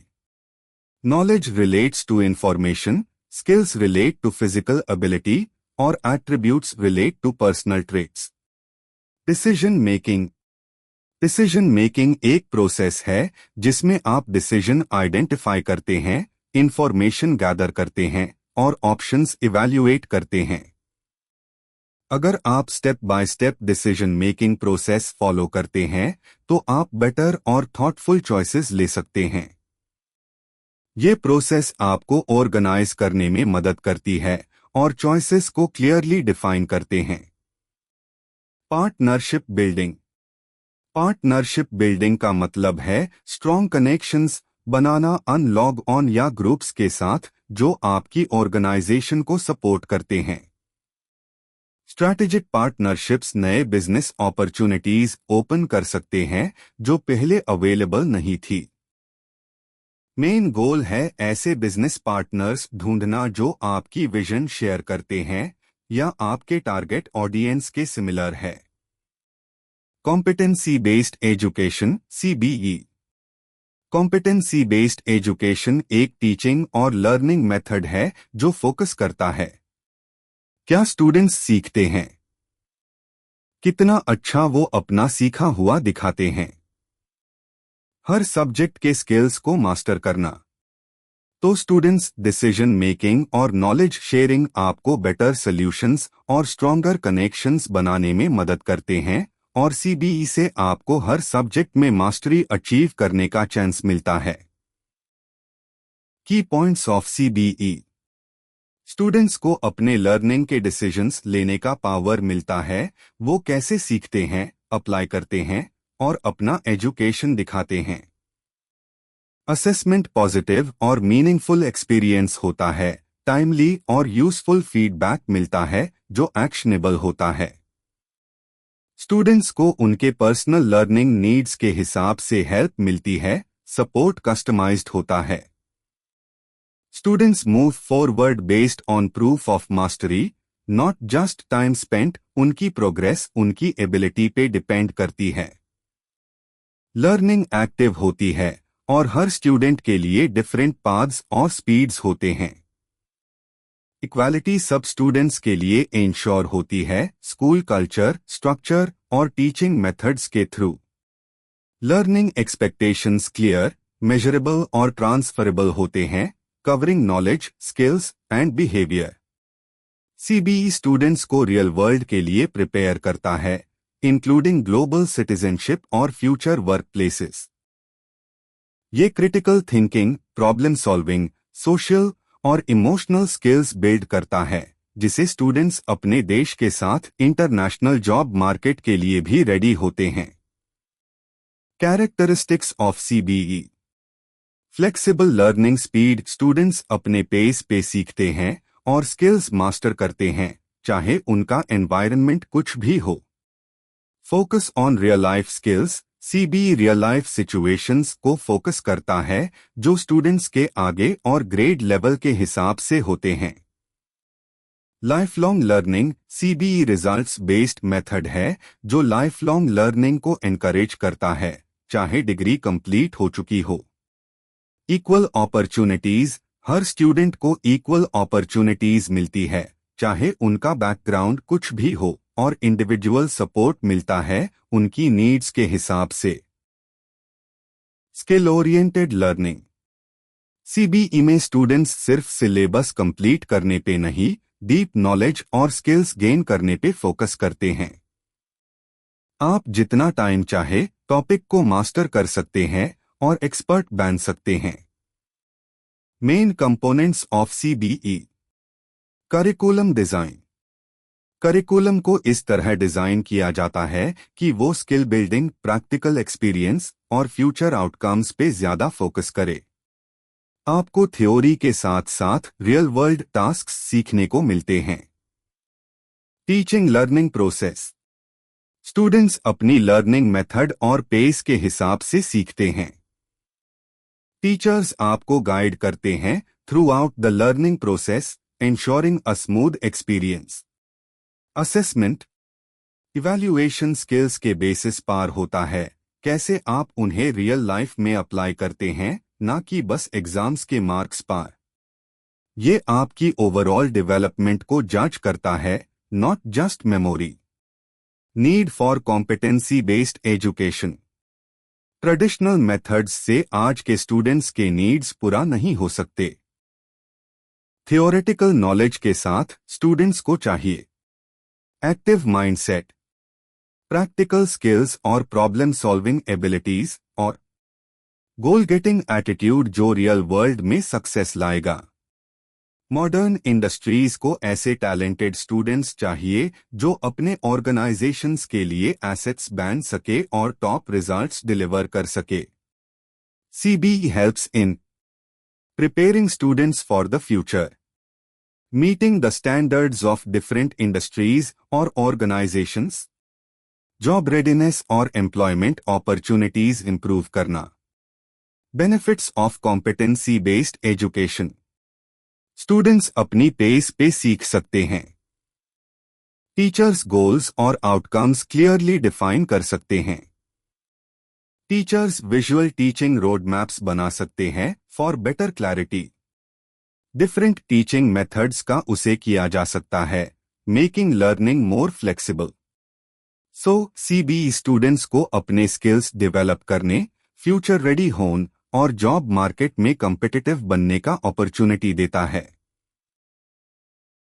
बेनिफिट्स ऑफ सीबीई, मोर की points. Learning resources any time anywhere. आपको अपने रिसोर्सेज कभी भी कहीं भी एक्सेसिबल मिलते हैं। इसे लर्निंग को ज्यादा फ्लेक्सिबल और एक्सेसिबल बनाया जाता है। Encourages use of technology. CBE education में टेक्नोलॉजी का यूज एनकरेज किया जाता है, जो स्टूडेंट्स को मॉडर्न टूल्स और टेक्निक्स के साथ इक्विप करता है। Proof of skills. स्टूडेंट्स अपने स्किल्स को प्रूफ करके शो कर सकते हैं। ये लर्निंग को ज्यादा प्रैक्टिकल और रिजल्ट ओरिएंटेड बनाता है। Supports better engagement and success. CBE student engagement को इंप्रूव करता है और सक्सेस के चांसेस को बढ़ता है। एक्टिव इन्वॉल्वमेंट से स्टूडेंट्स अपने लर्निंग गोल्स अचीव करते हैं। Conclusion on competency based education. CBE एक मेजर शिफ्ट है ट्रेडिशनल एजुकेशन मेथड्स से। ये इंश्योर करता है कि हर स्टूडेंट को सक्सेस माइल और ट्रेडिशनल एजुकेशन की लिमिटेशंस को रिमूव करता है। Institutions adopt CBE to help students learn more effectively, promote fairness in education, encourage deep learning, और build a system of continuous improvement. CBE growing every year. हर साल ज्यादा schools और regions CBE adopt कर रहे हैं। States ने अपने policies भी चेंज की है टू सपोर्ट सीबीई, क्योंकि उन्हें लगता है कि पर्सोनलाइज्ड लर्निंग के बिना स्टूडेंट्स कॉलेज और करियर्स के लिए फुली प्रिपेयर्ड नहीं हो सकते। तो सीबीई एक मॉडर्न अप्रोच है जो स्टूडेंट्स को उनकी पोटेंशियल तक पहुंचाने में मदद करता है। Exercise, short answer type questions. 1. Define the term competency. 2. Define the term competency based education. 3. What is core competency. 4. What is the meaning of functional competency? 5. What is information competency? Long answer type questions. 1. Define the term competency. Explain different types of competencies. 2. What is competency-based education? Explain the nature of competency-based education. 3. What is competency-based education? Explain the need of competency-based education. 4. Write a detailed note on the following. I. Core competency. 2. Functional competency. Hello students. Welcome to KUK University. BBA BCA BA second semester. Human Values and Ethics. Unit 4. Chapter 8. Dhyana and Yoga. Learning Objectives.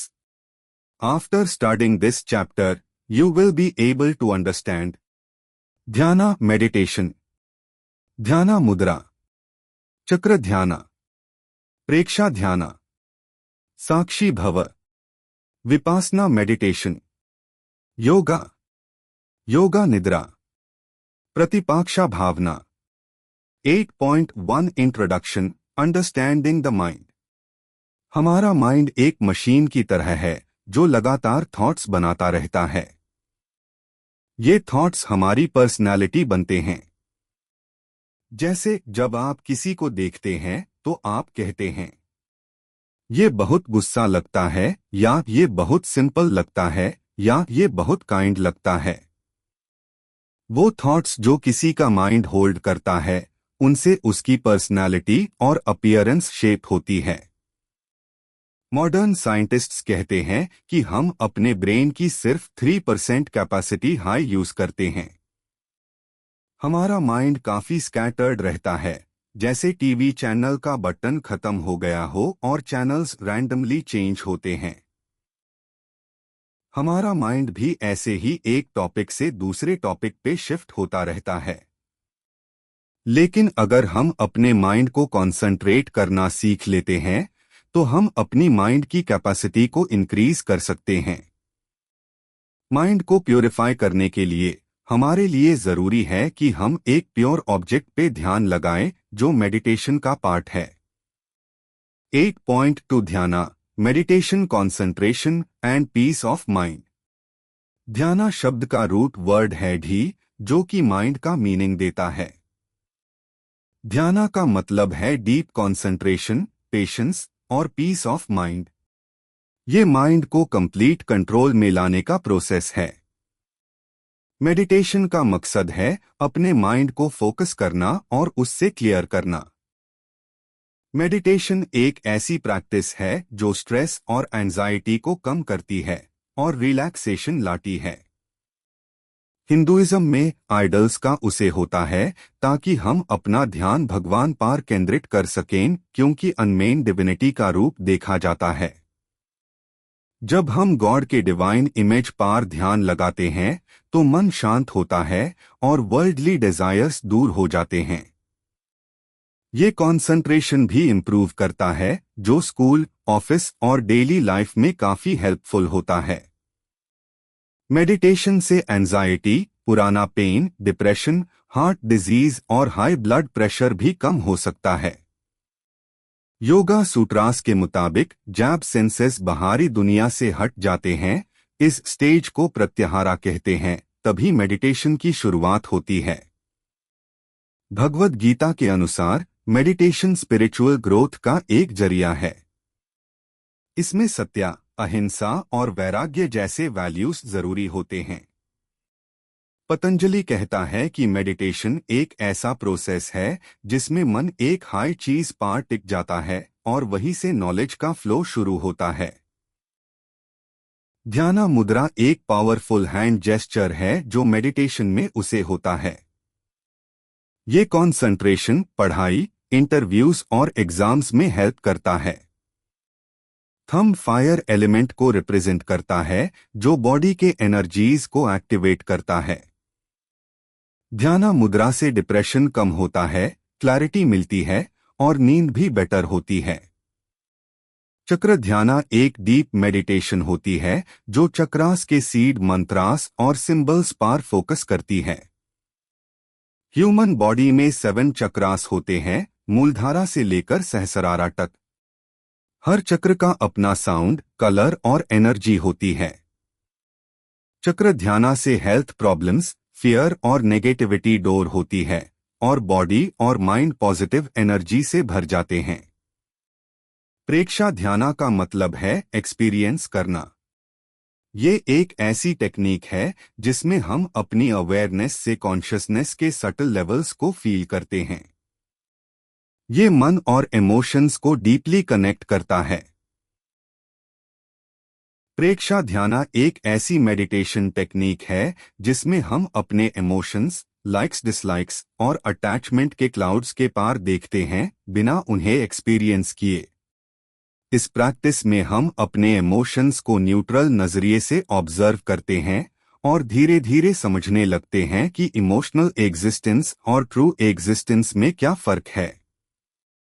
यहाँ thinking से ज्यादा perceiving and knowing पर focus होता है, क्योंकि perception हमेशा present moment से connected होता है।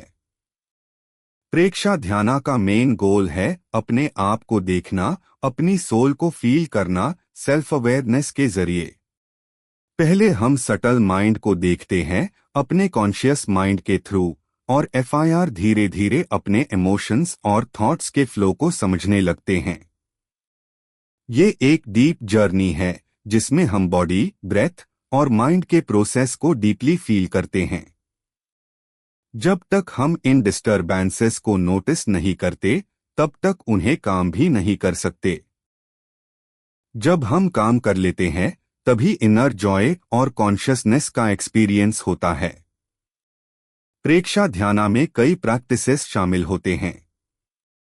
1. कयोत्सर्गा, इसका मतलब है deep relaxation with awareness. Body को बिल्कुल रिलैक्स करते हैं, नर्वस सिस्टम काम होता है, स्ट्रेस कम होता है और एक पॉजिटिव बिहेवियर डेवलप होता है। 2.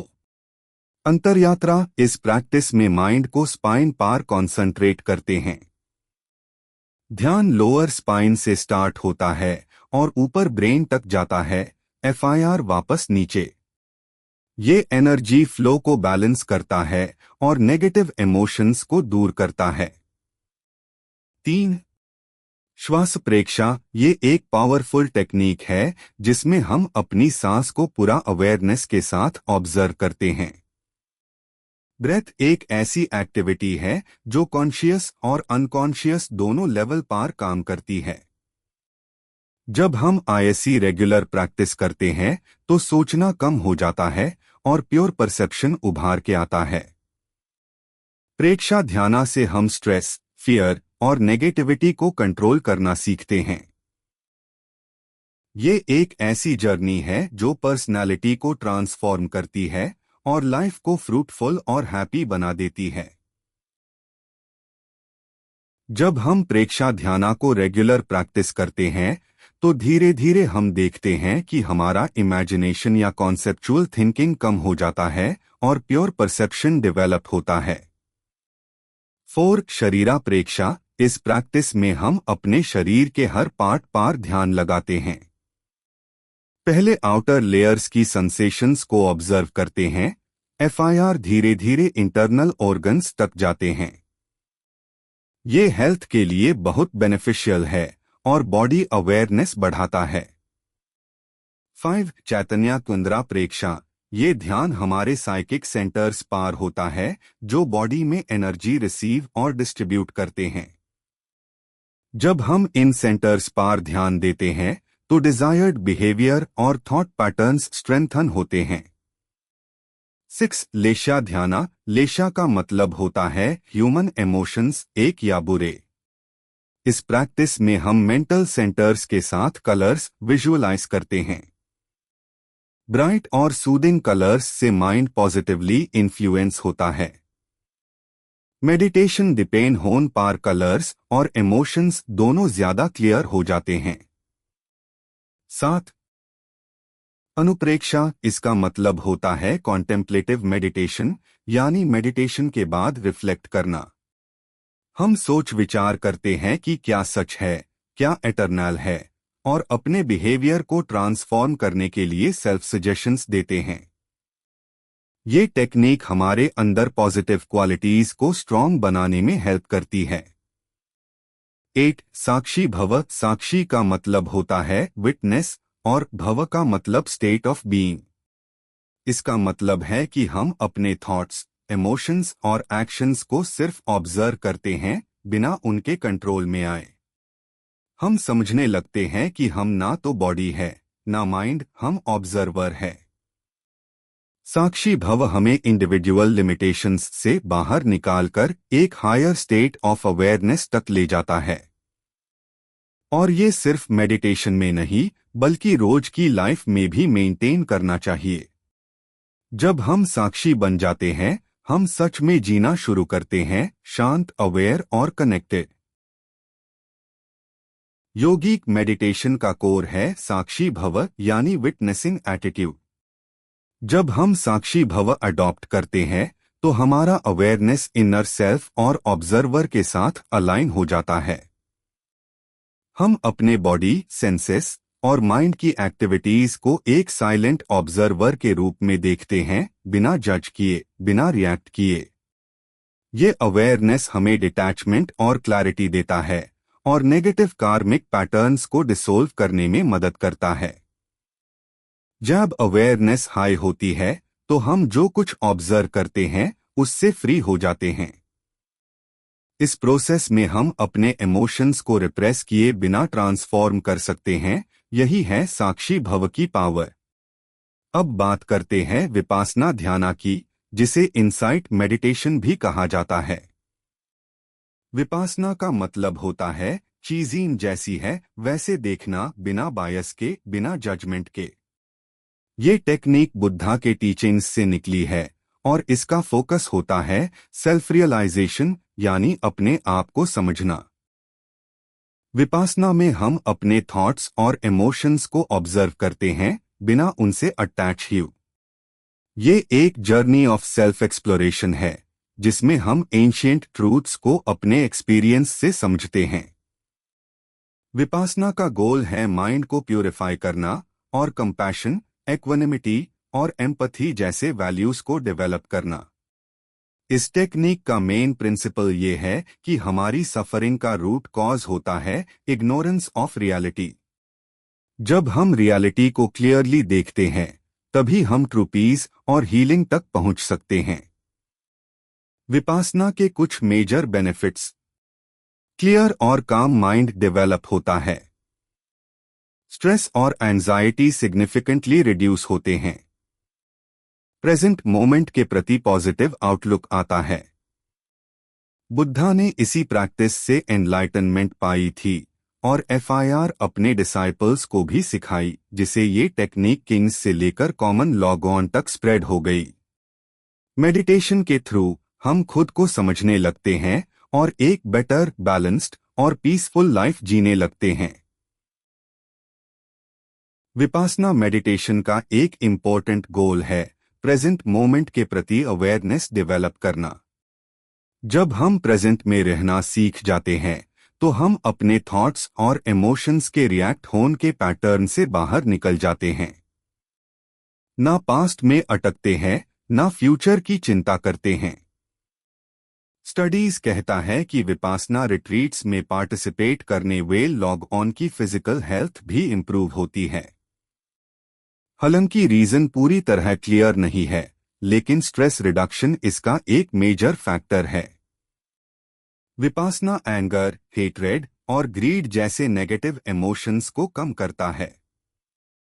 इस टेक्निक में हम इमोशंस को सिर्फ ऑब्जर्व करते हैं, बिना अनमेन फन से।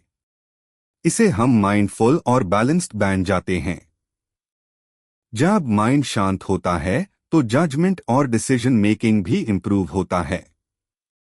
विपासना हमें रियलिटी के बेस पर डिसीजंस लेना सिखाता है, बिना किसी एक्सटर्नल प्रेशर के। लेकिन ये बेनिफिट्स सिर्फ रिट्रीट्स से नहीं मिलते। डेली मेडिटेशन प्रैक्टिस जरूरी है ताकि इन बेनिफिट्स को मेंटेन किया जा सके। रेगुलर प्रैक्टिस से हम माइंडफुलनेस और सेल्फ अवेयरनेस को डीपली एक्सपीरियंस कर सकते हैं। अब बात करते हैं योगा की।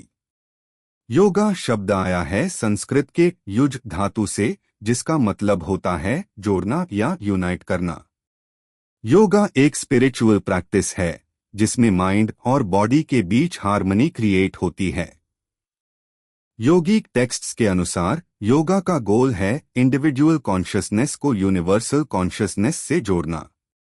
इसका मतलब है प्रकृति, बॉडी और माइंड के साथ कंप्लीट बैलेंस। आज के मॉडर्न साइंटिस्ट्स भी कहते हैं कि यूनिवर्स की हर चीज एक हाई बीइंग का एक्सप्रेशन है। योगा हमें सेल्फ डिस्कवरी और लिबरेशन का पाथ दिखता है। योगा एक ऐसी आर्ट और साइंस है जो माइंड को कंट्रोल करने, विटनेस कॉन्शियसनेस को रिकॉग्नाइज करने और जन्म मृत्यु के साइकिल से मुक्ति पाने में मदद करती है। आज भी योगा की रेलेवेंस कम नहीं हुई बल्कि और बढ़ गई है। अगर हम एक हेल्थी, हैप्पी और कंप्लीट लाइफ जीना चाहते हैं तो योगा हमारा साथी बन सकता है। योगा के अलग अलग आसनास एक हाई गोल पे फोकस करते हैं, ओवरऑल वेलबीइंग और फिजिकल हेल्थ। योगा सिर्फ बॉडी एक्सरसाइज नहीं है, ये एक इनर साइंस भी है जिसमें कई टेक्निक्स हैं जो हमें अपने डेस्टिनी का मास्टर बनने में मदद करती है। योगा को इंडस सरस्वती वैली सिविलाइजेशन का इमॉर्टल कल्चरल रिजल्ट माना जाता है, जो 2700 BCE के आसपास भी प्रैक्टिस की जा चुकी है। ये बॉडी और स्पिरिट दोनों का अपलिफ्टमेंट करता है। योगा की एक खास बात है कि इसमें basic human values deeply included होते हैं, जैसे डिसिप्लिन, पेशेंस एंड बैलेंस। अब बात करते हैं योगा के कुछ इंपॉर्टेंट बेनिफिट्स की। एक, इंक्रीसेस फ्लेक्सिबिलिटी। योगा से बॉडी फ्लेक्सिबल बनती है। रेगुलर प्रैक्टिस से बॉडी का रेंज ऑफ मोशन बढ़ता है और मसल्स रिलैक्स होती है। इसे इंजरी का रिस्क भी कम होता है। 2, helps you become stronger. Yoga सिर्फ फ्लेक्सिबिलिटी के लिए नहीं, स्ट्रेंथ के लिए भी बेस्ट है। ये बॉडी वेट को सपोर्ट करने वेल मसल्स को स्ट्रॉन्ग बनाता है, स्पेशली कोर स्ट्रेंथ को इंप्रूव करता है। इसे एथलेटिक परफॉर्मेंस और डेली टास्क्स दोनों बेटर होते हैं। 3, इंप्रूव्स पॉस्चर। कंप्यूटर के सामने झुक के बैठना या गलत आदतें पॉस्चर को खराब करती है। योगा वीक मसल्स को स्ट्रॉन्ग और टाइट मसल्स को स्ट्रेच करता है, इसे पॉस्चर सुधार जाता है और बॉडी अवेयरनेस भी बढ़ती है। 4, कीकैप जॉइंट हेल्थ इंप्रूव करता है।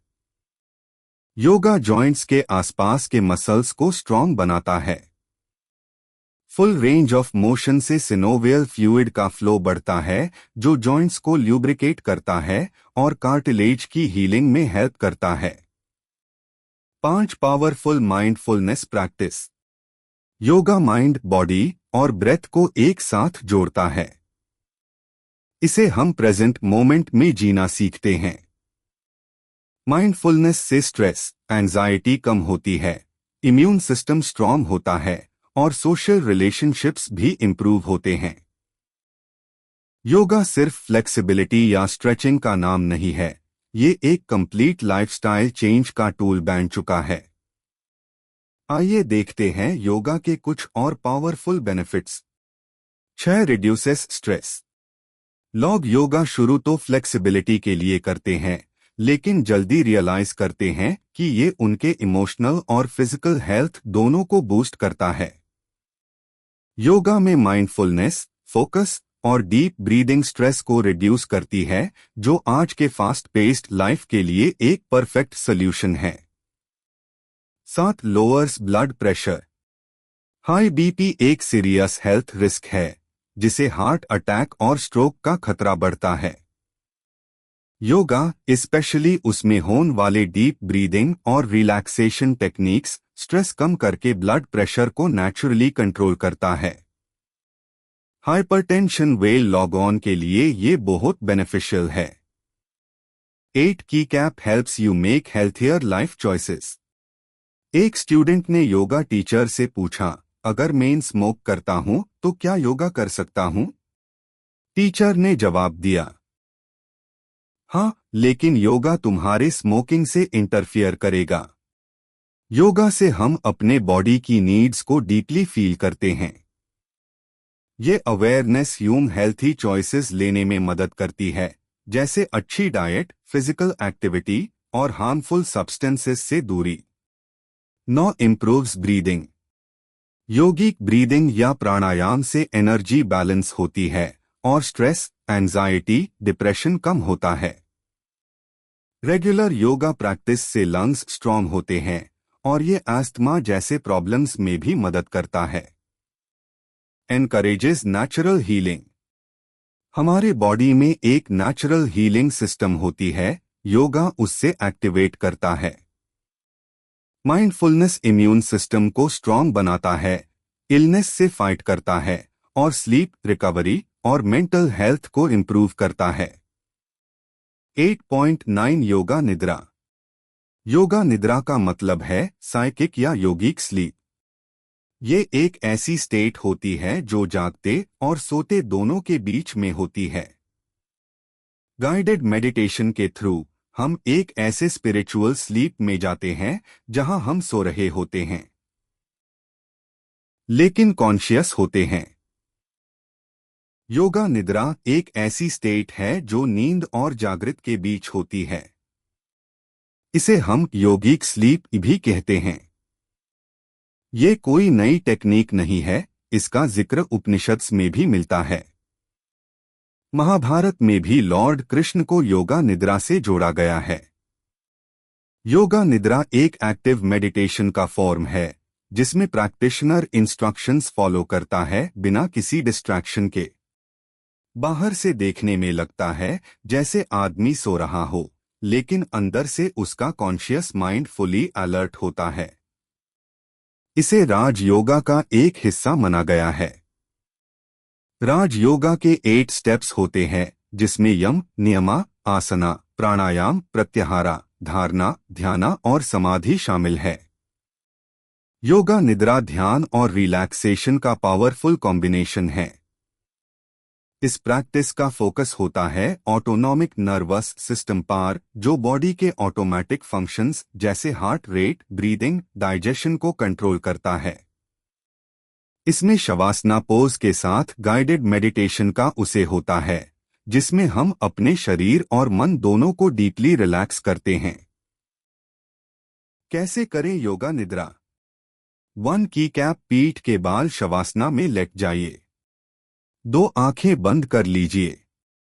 3. कुछ गहरी सांस लें।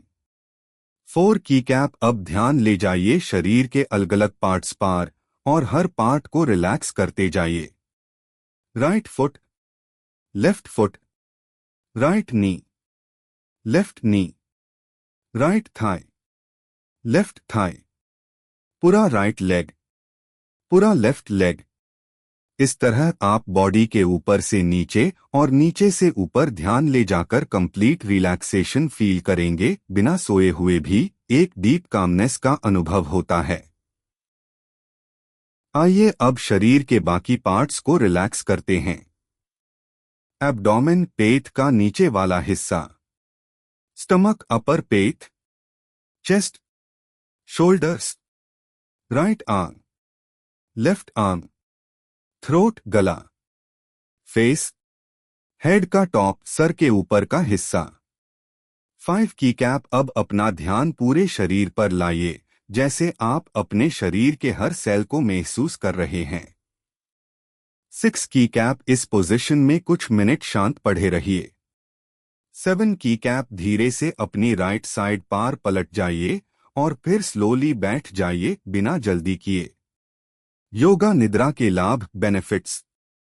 तनाव और चिंता को दूर करता है, शरीर को नई ऊर्जा देता है, नर्वस सिस्टम को रिलैक्स करता है, शरीर का टेम्परेचर नॉर्मल करता है, मन में शांति लाता है, नेगेटिव इमोशनल पैटर्न्स को मिटाता है, नींद न आने की समस्या, इंसोम्निया, को ठीक करता है।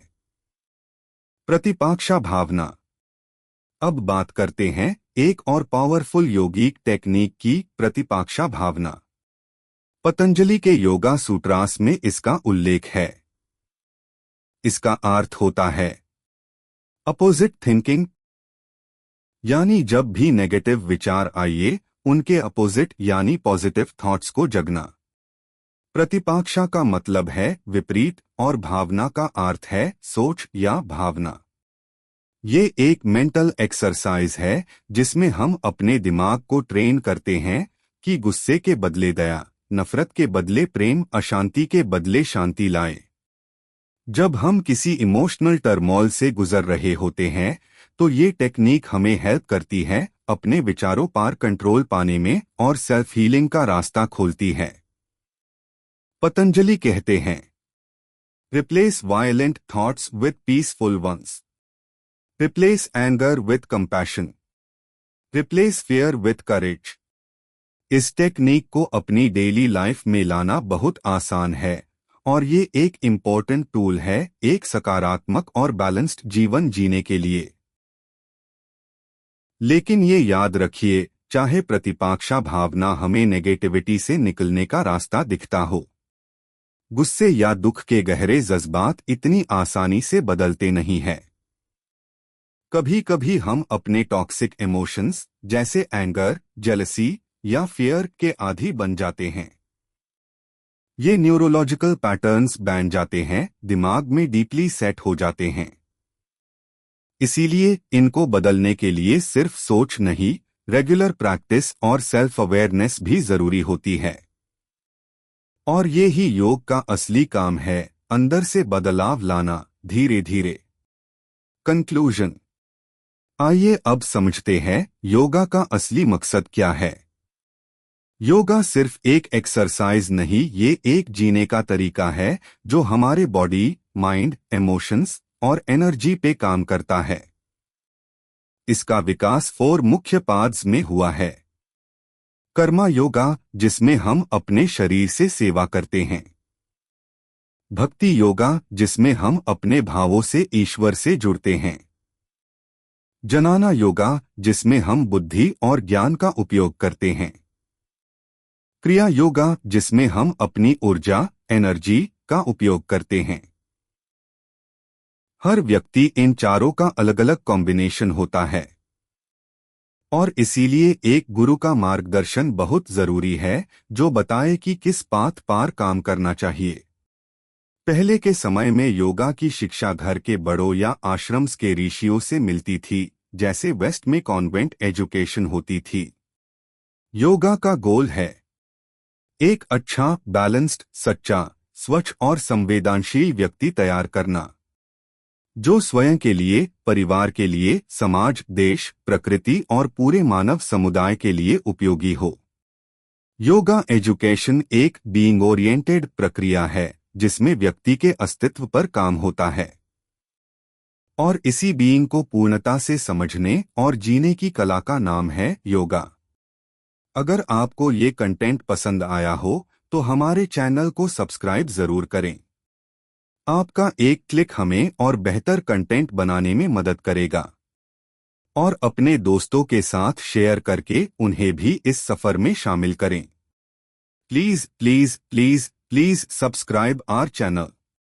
Exercise 1 short answer type questions. 1 define the term dhyana. 2 define the term ध्याना मुद्रा। 3 what is chakra dhyana. 4 what is the meaning of preksha dhyana. 5 what is vipassana dhyana. 2 long answer type questions. 1 define the term dhyana. Explain different types of dhyana. 2 what is chakra ध्याना। Explain the benefits of चक्र ध्याना। 3 what is yoga. Explain the benefits of yoga in life. 4 right a detailed note on the following. O I साक्षी भव। O2 Vipassana ध्याना। 5 what is yoga निद्रा। Explain the benefits of yoga निद्रा। 6 right a note on the following. O I yoga निद्रा। O2 प्रतिपाक्षा भावना।